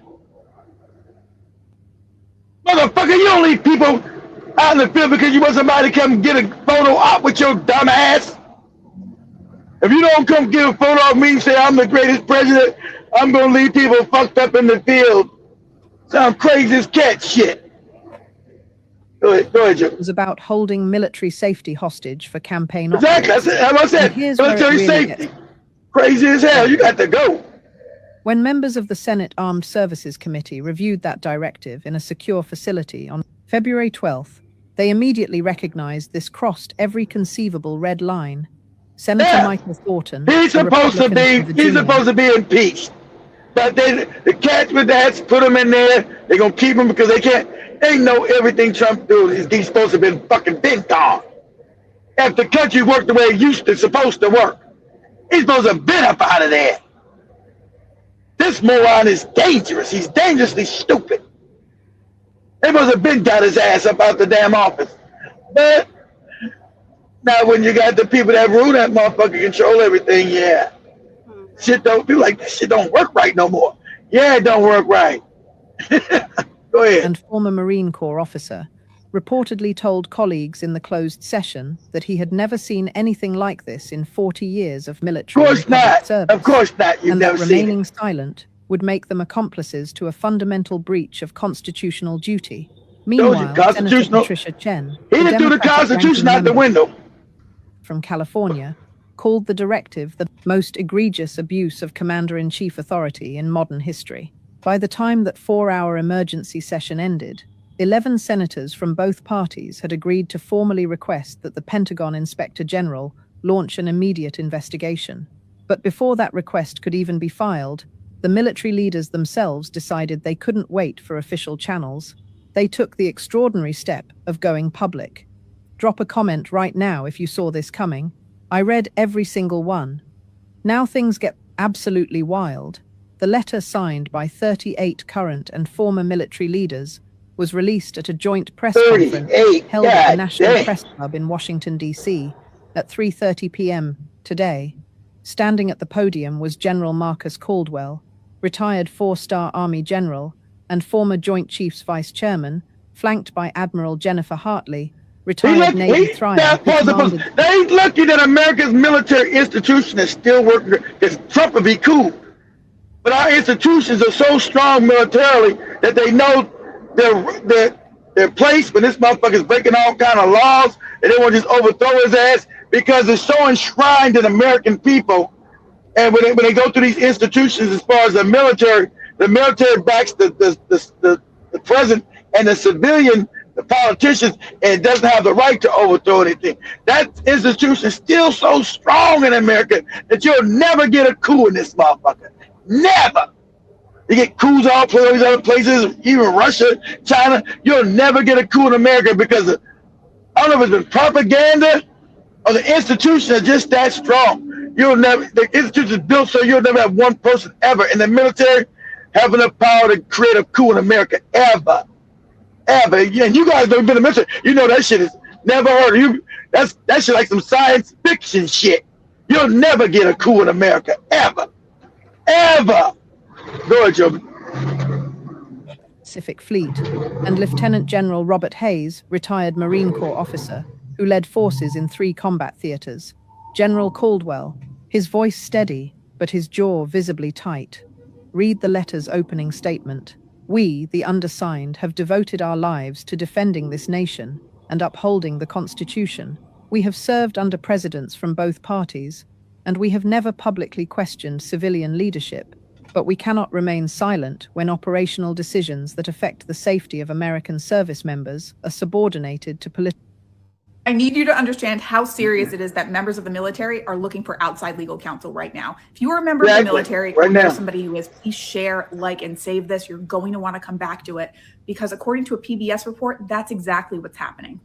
They're reporting that the number of calls from active duty military are surging to a group called the Order Project. It is a nonpartisan group that helps to assist our military members understand what their options are should they receive an illegal order. And when in American history have numbers of American military members had to worry about receiving illegal orders? Never. Well, not very often. And the numbers, according to this PBS report, are surging. There are even members of the National Guard reaching out to a hotline, asking questions about what they should do since they're being deployed to our cities. This is very, very concerning. And I want you to keep an eye on what is going on near Venezuela and in the Southern Caribbean for the entirety of the next 7 days. The Gerald Ford Carrier Strike Group is now in position off the coast of Venezuela in the Southern Caribbean. And I believe it was just yesterday that President Trump said he's pretty much made up his mind on what he's going to do. I would keep an eye on this, but it's good news and bad news, I suppose, that members of the military are reaching out for guidance. I mean, personally, I'm glad they want to know what their options are, but I'm extremely concerned that a large number of them are afraid they're going to get an illegal order. And honestly, you should be too. Did y'all hear that PBS is reporting that U.S. service members are seeking legal representation or legal advice, rather? Oh, you didn't? Come on in here while I finish my inventory. So PBS is actually reporting that U.S. service members are actively seeking outside legal advice about the lawfulness of military missions being ordered by the Trump administration. An extraordinary and extremely rare signal that something is wrong. You think something's wrong? I digress. Hold on just a minute. So what these service members are actually seeking legal advice is about Operation Southern Spear, the Border and Maritime Initiative that Pete Hegseth is pushing aggressively. Hegseth this moron. The Department of Justice sources say senior officials have privately communicated that service members involved in, quote, boat strike interdiction operations would not face future legal liability. Now that stance is raising even more questions inside the ranks, not fewer. Interesting. So what we know is this isn't normal, right? So that's number one. Here's the other thing. Orders may conflict with domestic or international law. Yeah, so that's a question that's definitely been coming up, is that this is this is actually violating international law. It could be Yeah, I said prosecuted in the future for carrying out unlawful. constitutional law and international law. And you don't get to say, you know what, I was just following orders. Well, you didn't know the law? Don't give a fuck who gave it to you. Don't give Donald Trump, headset, goddamn Jesus Christ, or Allah gave it to you. The law is clear. And we're going to lock your ass up for following these orders. Directives. See, that's where we have to be careful with the things that are currently happening right now. When you make a decision on whether or not you want to join, and you getting excited about what's happening to people in this country and in other countries because of decisions that are being made from the people that are in the current leadership right now, you have to be careful because you could be implicated. First of all, it's wrong, right? That's first. Let's put that on the table. But you will not be immune. You will not be. Civilian leadership is operating outside of constitutional authority. The fact that this is occurring before the operation has fully scaled just suggests a brewing crisis between the White House and the Pentagon.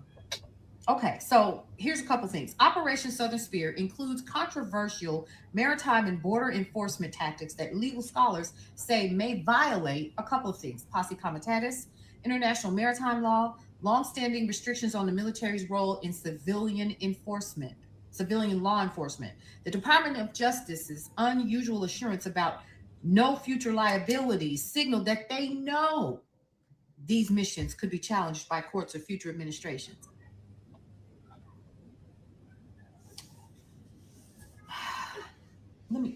Hold on. Let me get this out the way. What did you think about So why is this such a big deal right now? Number one, the missions lack traditional legal overview. Okay, that's number one. Some orders are being transmitted through political appointees rather than military channels. Okay, national security lawyers inside the government are deeply alarmed, according to PBS reporting.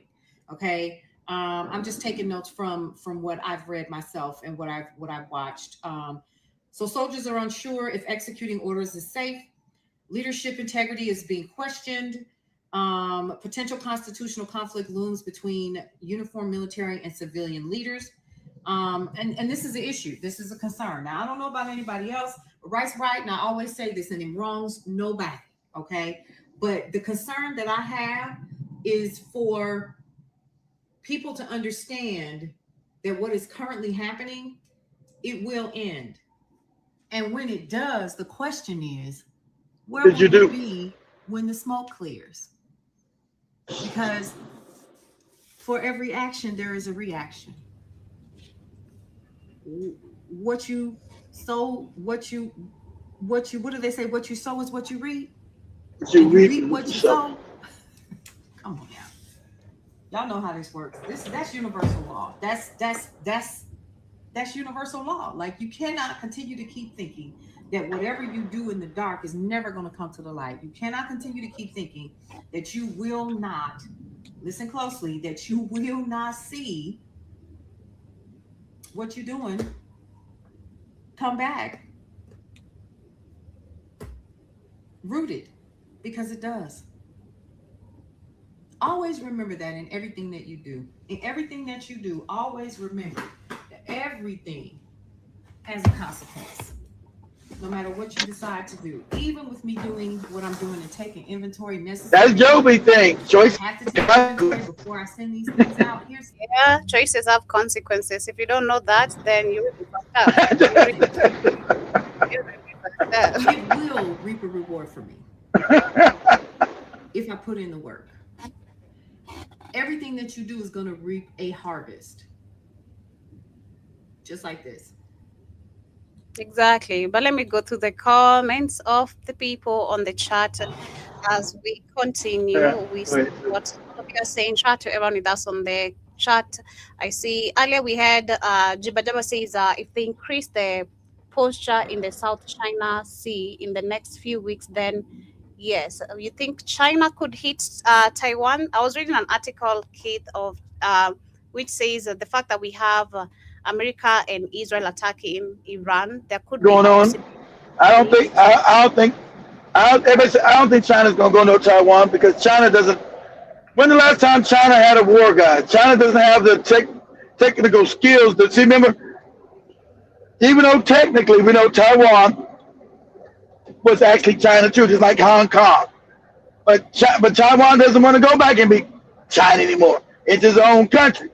So that would take a assault to an amphibious assault.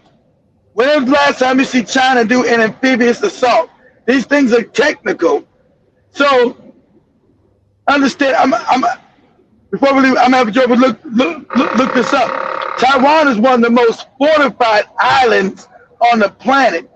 So the mass casualties that China would have, so they wouldn't recover from. Roger, allow me read it for you again, and maybe for those who are just tuning in to understand the context of it. So it says, if America and Israel attacks Iran, could China do the same with Taiwan? Let me share my screen kindly as I read that. I'm saying the answer is no. Okay. Let's see what it says. All right. So it says the setup is, imagine the scenario. The United States becomes deeply involved in a war with Iran. Aircraft carriers move to the Persian Gulf. Military resources shift to the Middle East. America attention is locked in one crisis. And across Pacific, another superpower watches carefully. In geopolitics, timing is everything. Sometimes the biggest move happens when rivals are distracted. True. Is why Taiwan is so important is because Taiwan is not just a small island. It produces the most advanced computer chips. One company alone, TSMC, markets about 90% of the world's advanced semiconductors. And these chips power smartphones, AI systems, fighter jets, state lights, including also military technology. Control Taiwan and you control a critical piece of the global tech economy. China's long-term goal is China considers Taiwan part of its territory. For decades, Beijing has said reunification is inevitable, but there is one major obstacle, which is the United States. America maintains military alliances and security commitments around Taiwan. This creates one of the most dangerous geopolitical flashpoints in the world. What happens if Iran war starts fast, which of course we've seen it has already started? The conflict began in the Middle East. America and the allies become heavily involved with Iran. Naval fleets move, air power shifts, military logistic focus on one region. Strategists then ask a question: would China see that moment as a strategic opportunity? Opportunity to go. Yeah, it's not guaranteed, but geopolitically, and were the people in Thailand and were the people in Taiwan get into their coffin homes too? Oh my! Alive and you're living in a coffin. Crazy. Taiwan's strategic military location is that Taiwan sits inside what military experts call the first island chain. The chain limits the ability to project naval power into the Pacific. If Taiwan were controlled by China, China's navy gains wider Pacific access. U.S. regional military balance changes, and the key shipping routes shift. Taiwan is not only a symbolic, it's a strategic military gateway. Goes on and talks about global shock. A war over Taiwan would shake the entire global economy. Semiconductor production could collapse, industries affected, including the cars, smartphones, and AI technology, also the defense system and the global manufacturing. Some economic models estimate a Taiwan conflict could host the world. Before you get all that shit to Taiwan, it's got to come out of the ground first in Africa. Go ahead. Exactly. So they're saying sometimes economic models estimate that a Taiwan conflict could cost the world over $10 trillion in economic damage. This would be far bigger than a regional war. It would be a global economic earthquake. And when multiple wars collide, history shows how conflicts can spread. World War, like One began with the assassination, and soon the alliances activated and multiple nations entered the war. Today, the world is even more interconnected. Middle East plus Taiwan conflict could pull in the United States, China, Russia, and NATO allies. And then we have regional powers in Asia. And suddenly the world faces a multi-front global conflict. And they're saying that why experts fear the escalation is because military analysts warn about the dangerous factors, including the escalation chains. If two major powers clash, the allies are pulled in, trade collapses, energy prices spike up, and financial markets crash. The world economy could face a global recession, supply chain collapse, massive market volatility. War today doesn't only destroy cities, it can destabilize an entire global system. And what could be lost is also we have massive economic losses, global supply shortages, financial crisis, technology all that. distribution, humanitarian disasters. Modern war doesn't only destroy battlefields, it can reshape the global order itself. So literally the world today runs on a fragile balance. Energy flows through the Middle East, technology flows through Taiwan. If both regions ignite at the same time, the consequences could reach every country on earth. That's why governments, investors, and strategists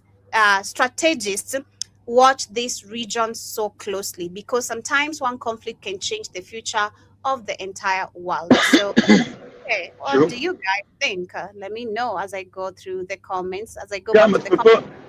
Before this over quick, when you go to comments, you got to wrap it up. Say, go to TikTok, say Taiwan. Taiwan is one of the most fortified islands on the planet, and China could never take it. Is the most one of the most fortified. Got it. One of the most fortified islands on the planet, and China could never take it. Never. China would it would get bogged down and try to take. See, and then how you gonna bring them back in? Remember, those are people in Taiwan are Chinese people. So now you're murdering and killing Chinese people to make them come back to you. Say that you do win. How's that gonna work? Now you done murdered all these other Chinese people. They're just gonna say, yeah, we're gonna be part of China again. I'll ask like Summer Walker, where she asked in one of our songs, where do they do that at? Where do they do that? Where? Why would the U.S. risk World War III for one tiny island? Here's what's really happening in 1 minute. Taiwan is just 100 miles off China's coast, but it holds something China wants, and the U.S. cannot afford to lose. Taiwan makes over 90% of the world's advanced microchips, the most important tech on Earth. For iPhones, F-35 fighter jets, AI systems, even U.S. nuclear weapons. One factory in Hsinchu, Taiwan, TSMC, controls it all. If China invades Taiwan, they control the world's chip supply. U.S. industry, paralyzed. Military, crippled. But there's more. Taiwan is a military gatekeeper.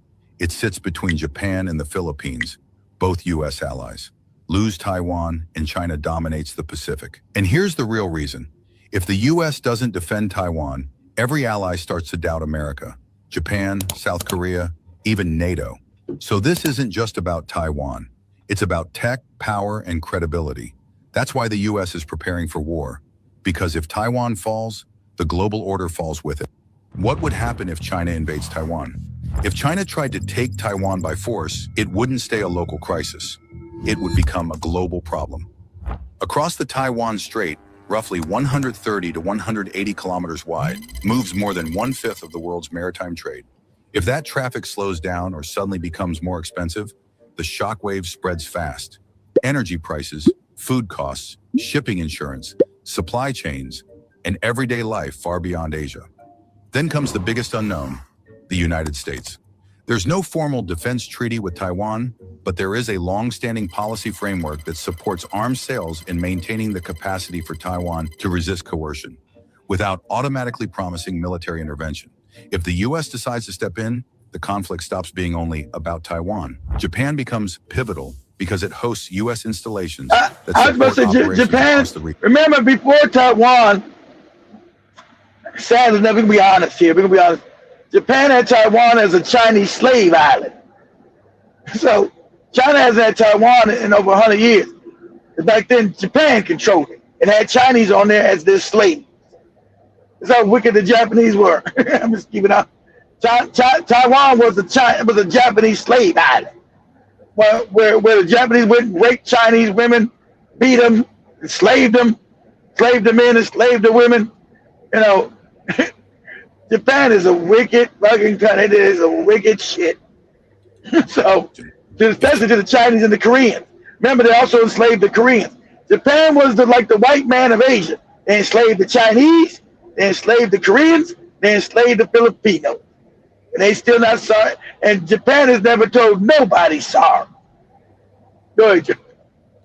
China tries to block that intervention. The most direct move is to pressure or even strike those support hubs. And that can pull Tokyo in, even if Japan doesn't want the war. Farther south, the Philippines matters for a simple reason too. It offers access and presence closer to the area, especially in the north. If those sites are used for logistics or surveillance, they can also become targets. And that's the kind of step that can accelerate escalation. At the same time, the economy becomes a second front. Taiwan produces around 60% of the world's semiconductors and more than 90% of the most advanced chips. So a war or blockade doesn't just disrupt sea roads. It means factories stalled, technology rationed, and countries competing for the same critical components at the exact same time. No more new Samsungs and iPhones and Huawei's. No more new iPhones, nigga. No more Samsungs. No more new Huawei. Oh my God. That's to everyone again on the chat. Danny Harrison says, yeah, but I'm excited about living in Kenya already. That's what's up. And also says that's one of the reasons Kennedy was unalived, and that and audits of central banks and dismantled of CIA and I. Yeah, he's going to mess with all the cat projects, right? The CIA, the Federal Reserve Bank fucking with the fake money. He's doing everything. Like, hey, are you out of your mind? Yeah. We're going to blow your brain out of your head, out of your mind. We're going to blow that up out of there. It ain't nothing going to happen. And Jibba says U.S. Embassy sent text to nationals out saying you are on your own. I know that's right. Yeah, President. Think of the U.S. because Iran bombed all the airports. So the people in America, like Jim said, Americans always get their people out. They can't now because there's no airports. You ain't getting the fuck out of there now. And America said, hey, get back home the best way you can. What? What? You start a war. You know these morons didn't know you was going to start a war. I would have already known. I ain't going to no damn Dubai, none of that shit. They about to start a war. But these other morons didn't know that. They said, get back home the best way you can. Well, there ain't no airports. Well, we said the best way you can. Catch a boat, nigga. That's crazy. Telling them to leave. How are they supposed to leave? Yeah, I saw that too. I'm like, how are they supposed to leave? Leave how? You get on the inner tube like the Haitians and get in the ocean. That's what you do. Or climb a tree, like the Kenyans are told, climb a tree, seek help, climb a tree. Oh shit, climb a tree. Anybody say that? That's crazy. Bajaba says Iran blew up the US $1.8 billion radar installation with a $30,000 drone. They have over 100,000, some reports read. I've also seen that too. And says that the Magas cooks say he is playing 3D chess. 5D chess. The mega cooks, the mega morons. He's playing. They're so stupid because he's stupid. He's playing 5D chess. Wait, whenever they do something stupid and it don't make sense, they all playing 5D. They're playing fifth dimensional chess. They're chess masters. They're geniuses. Hey, what? It's all retarded. These people are exactly crazy. Joey's doing 5D chess when she don't pay her rent for 3 months and they put her out. Why did you do that? Because I'm playing 5D chess. Well, aren't you just stupid? Yeah. There's one thing I don't play about is rent. Hey, But Joby, you be playing 5D chess. I'd rather starve but ensure my rent is paid. I don't care. You're playing 5D chess, Joby. Hey, but I also see Jabba says the immediate threat to America is our empty wallets. 10-speed Karibu says You got that right. Who said that? Jimmy, that's right. Me and exactly. A threat to America is our empty wallets and why we can't pay for shit. Why we can't pay rent, pay for food. That's the imminent threat. What are you talking about? 10-speed say they caught Mossad on American air bases, in other surrounding countries. Did they? Yeah. I told Joby they caught Mossad. I was going to have Joby look that up. The Mossad got caught around the bases and the oil fields, trying to blame it on Iran to blow shit up. It's crazy. Ricky says there are over 50 Caucasian MAGA workers who work with me. I think that's what you meant. And they already ran to Canada, or they're ready to run to Canada. I don't know what you mean, but also see, you're saying you're talking about. They already moved to Canada to be safe. We're out of here. We're going to Canada. Shout out to Cages Williams. Jibas says the Bahrainians were cheering as the drone struck the. They were. Remember the Bahrainians. I told you about these fake kingdoms they made, right? These fake Sunni leaders are not really kings because the population are Shia. They're part of the Shia Islam faith. The rulers that the British put there are Sunnis. So they've been one. Remember, they tried to overthrow them a couple of years ago, and the fucking Saudis came in to stop it because it ain't the same religious set. Remember, that's how you know this shit is all fake kingdoms, right? The majority of people in Bahrain are Shia Islam, and they made the leaders Sunni Islam. How can they be the king of a Shia country? Well, it don't matter. The British made it so. So what? So that's why so even they were getting attacked, they were cheering. Yeah, bomb these motherfuckers. Damn right. But don't you live here? Yeah. But we want this shit bombed and overthrow these motherfuckers. Yeah. Go ahead, Joe. Cassius Williams says Trump is trying to get the Epstein files off his back. Also adding that. Of course. It's also the Epstein files. They're trying to come Epstein files and like, listen, you can blow up a motherfucking million Iranians out of that rubble. Just blow it all up like they're doing now. Somebody gonna crawl up out that rubble and say, I still need them Epstein files, nigga. I think I've seen the same similar quote. I don't know which official from where did the same thing.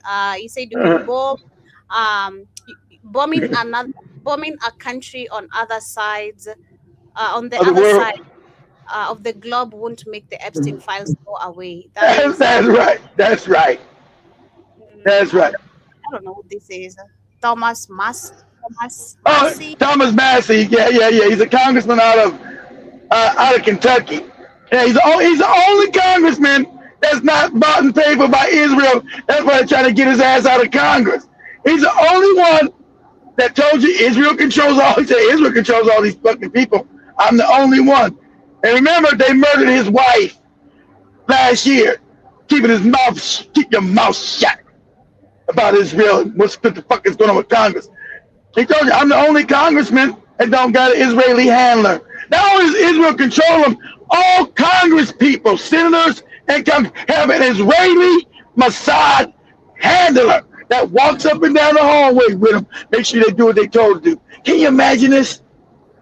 He said, and we didn't. Thomas Massey pointed out, we didn't even know that. Everybody's got a Mossad handler. That's like I have Joby there. There's been another lady sitting next to Joby. I said, who's that? That's my Mossad handler. What? He tells me what to say. And so him mentioning that, they killed his wife. Got her ass out of here.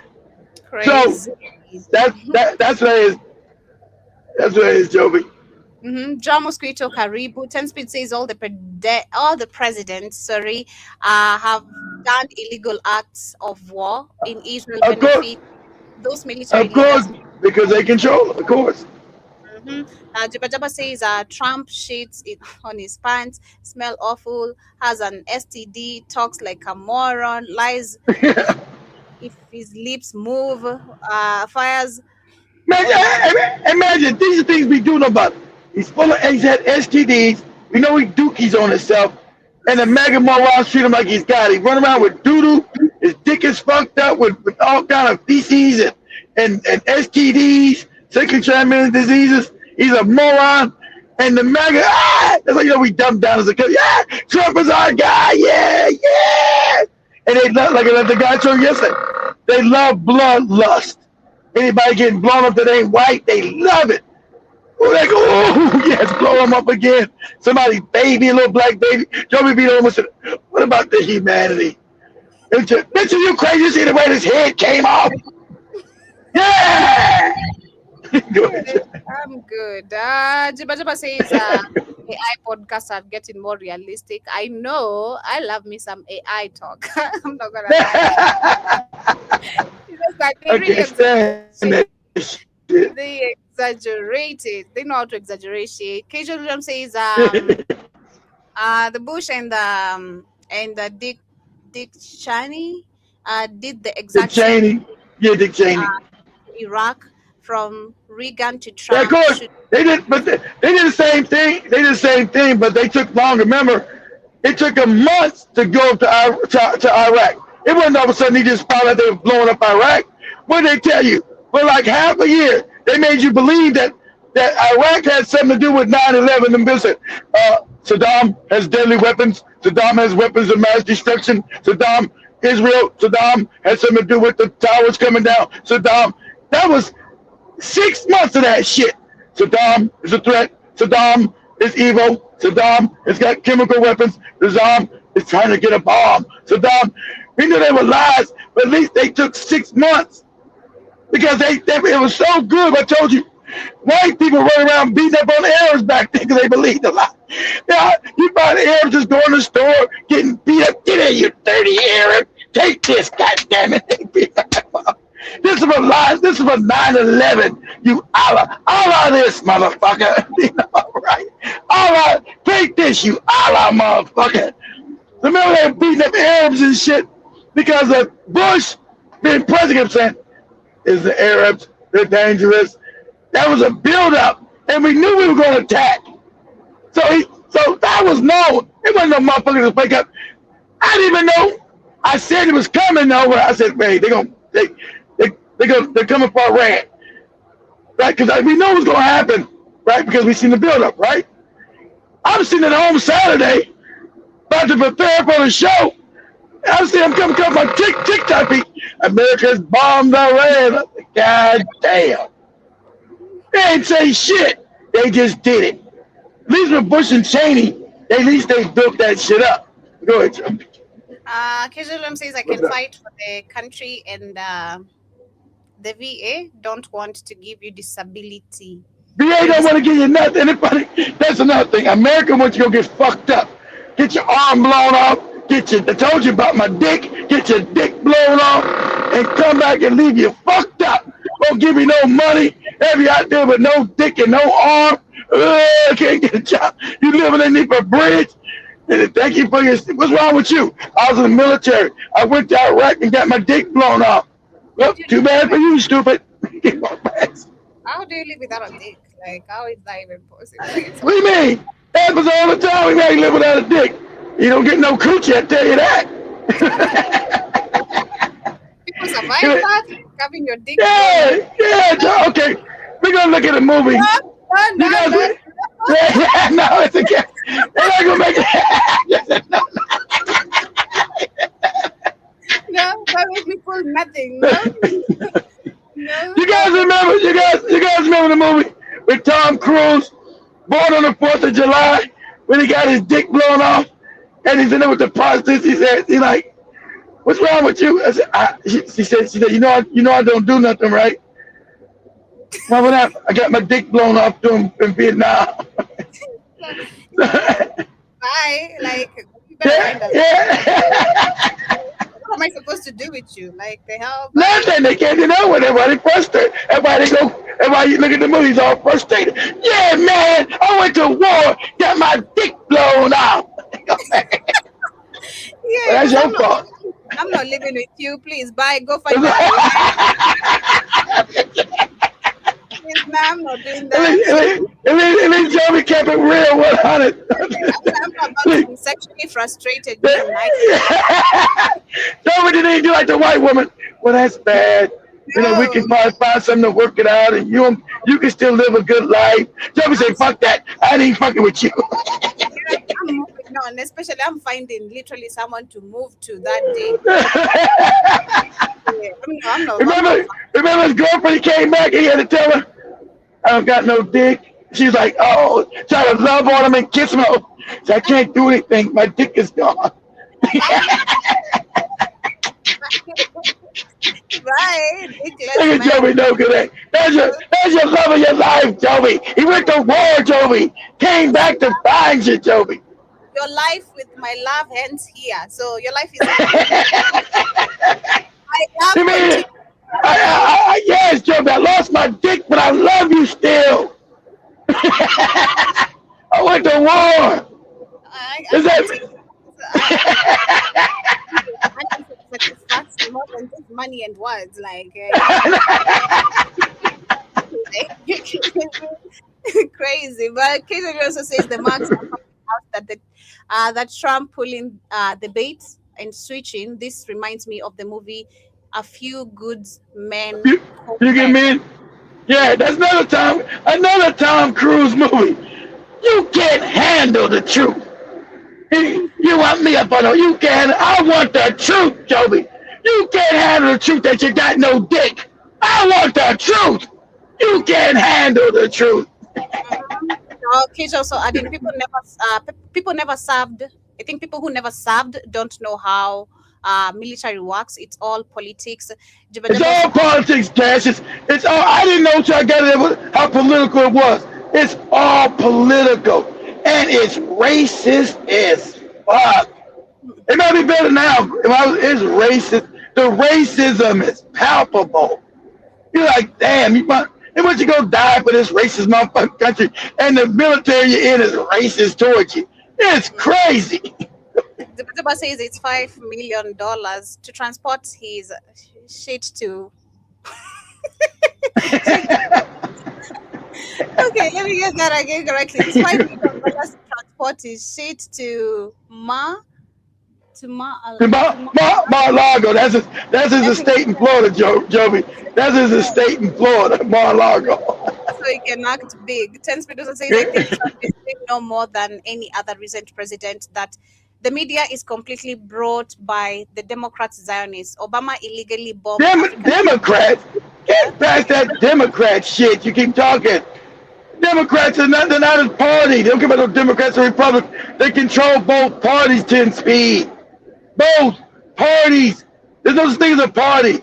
The Zionists control all of it. The Catholics control all of it. They're the ones put Trump in power. They're the ones kept his ass as a fake billionaire. They're the ones kept bailing his ass out every time he went bankrupt.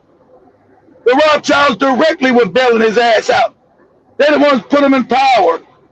Understand this. There's not no Zionist Democrats. The Zionists control all of America, all of it. You can't run for political office nowhere, not even dog kitchen, unless the Zionists back your ass. That's why you can't even get a job now in certain states. Joby always showed you. I showed you guys. Most of the states in the country, you can't even get a job unless you sign an agreement to support Israel. What the fuck? Me living in Alabama got to do with I got to sign some shit to support Israel. Or me living in Texas, California, New York, Illinois. We looked that up last year for you guys, or 2 years ago. That's a fact. I got to sign a document to not support Israel to get a job in Alabama. To shovel shit out the street. Like, what? Go ahead, Joe. Crazy. Shout to the recap. Says Okay, shout out to you. I also see says America is always going around the world, stealing something. Of course. Say 10 speed says Israel Mossad caught bombing airports in Kuwait and Dubai. I know. That's what I told you. Exactly. They're blowing up shit and blaming Iran. Because they know they need boots on the ground. So they need bodies. So they need to get the other Arabs mad and say, the Iranians are bombing the fuck out. Let's go to war with these motherfuckers. Yeah! Because they need boots on the ground to get to them goddamn underground caves where they got the missiles at. Go ahead, Joe. 10 speed says Epstein file will probably show Michelle Obama is Big Mike. I do, but you don't need the files for that. Go look at some pictures. Wake Up says basically that was better lie they told. I think MAGA left Trump because of their bold to Israel 10 speed. Joby, you pee in a bag and be miserable. Oh no, shit. Yeah, exactly. You pee in the bag. It's called a catheter, Joby. It's something called a catheter where you got a penis. You got to put a thing down your penis is gone. So you put it down where your stomach, and you got this thing, and you pee in a bag. Yeah, I've seen that. There you go. No, connect me with that. Ew, I'm not. But I love you, Joe. I love you. You're my childhood sweetheart, Joby. I'm about to want to come back to fall in love with you and be with you. I'm cruel. Don't let nobody like you. I'm not nice. I'm cruel at some certain point. I shit about your feelings, and I'm not nice like that. But yeah, we're gonna wrap it up at that. Thank you so much to everyone who's been much love, family. We're coming back to Friday. Joey does a Thursday show tomorrow, the music and stuff. So I see everybody. We see everybody back here Friday. Yeah. So if you fall in love with Joey, when you was in high school sweetheart, and you go to war and get fucked up, don't come back to Joey. One, if you love me, you deposit money in my account. That's how it works, okay?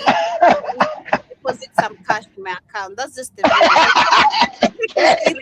From there, like I can't take you serious if you're not sure. All right, I'm giving you cash, but I got no dick and balls. Can we just hug and rub? I can take some cash. I can benefit some cash before I discover you don't have a dick. Then I'm a dick. That's what I'm gonna do. I'll take some love, man. So I told you about that. I'm gonna say that movie. Just no. Much love, family. Much love, guys.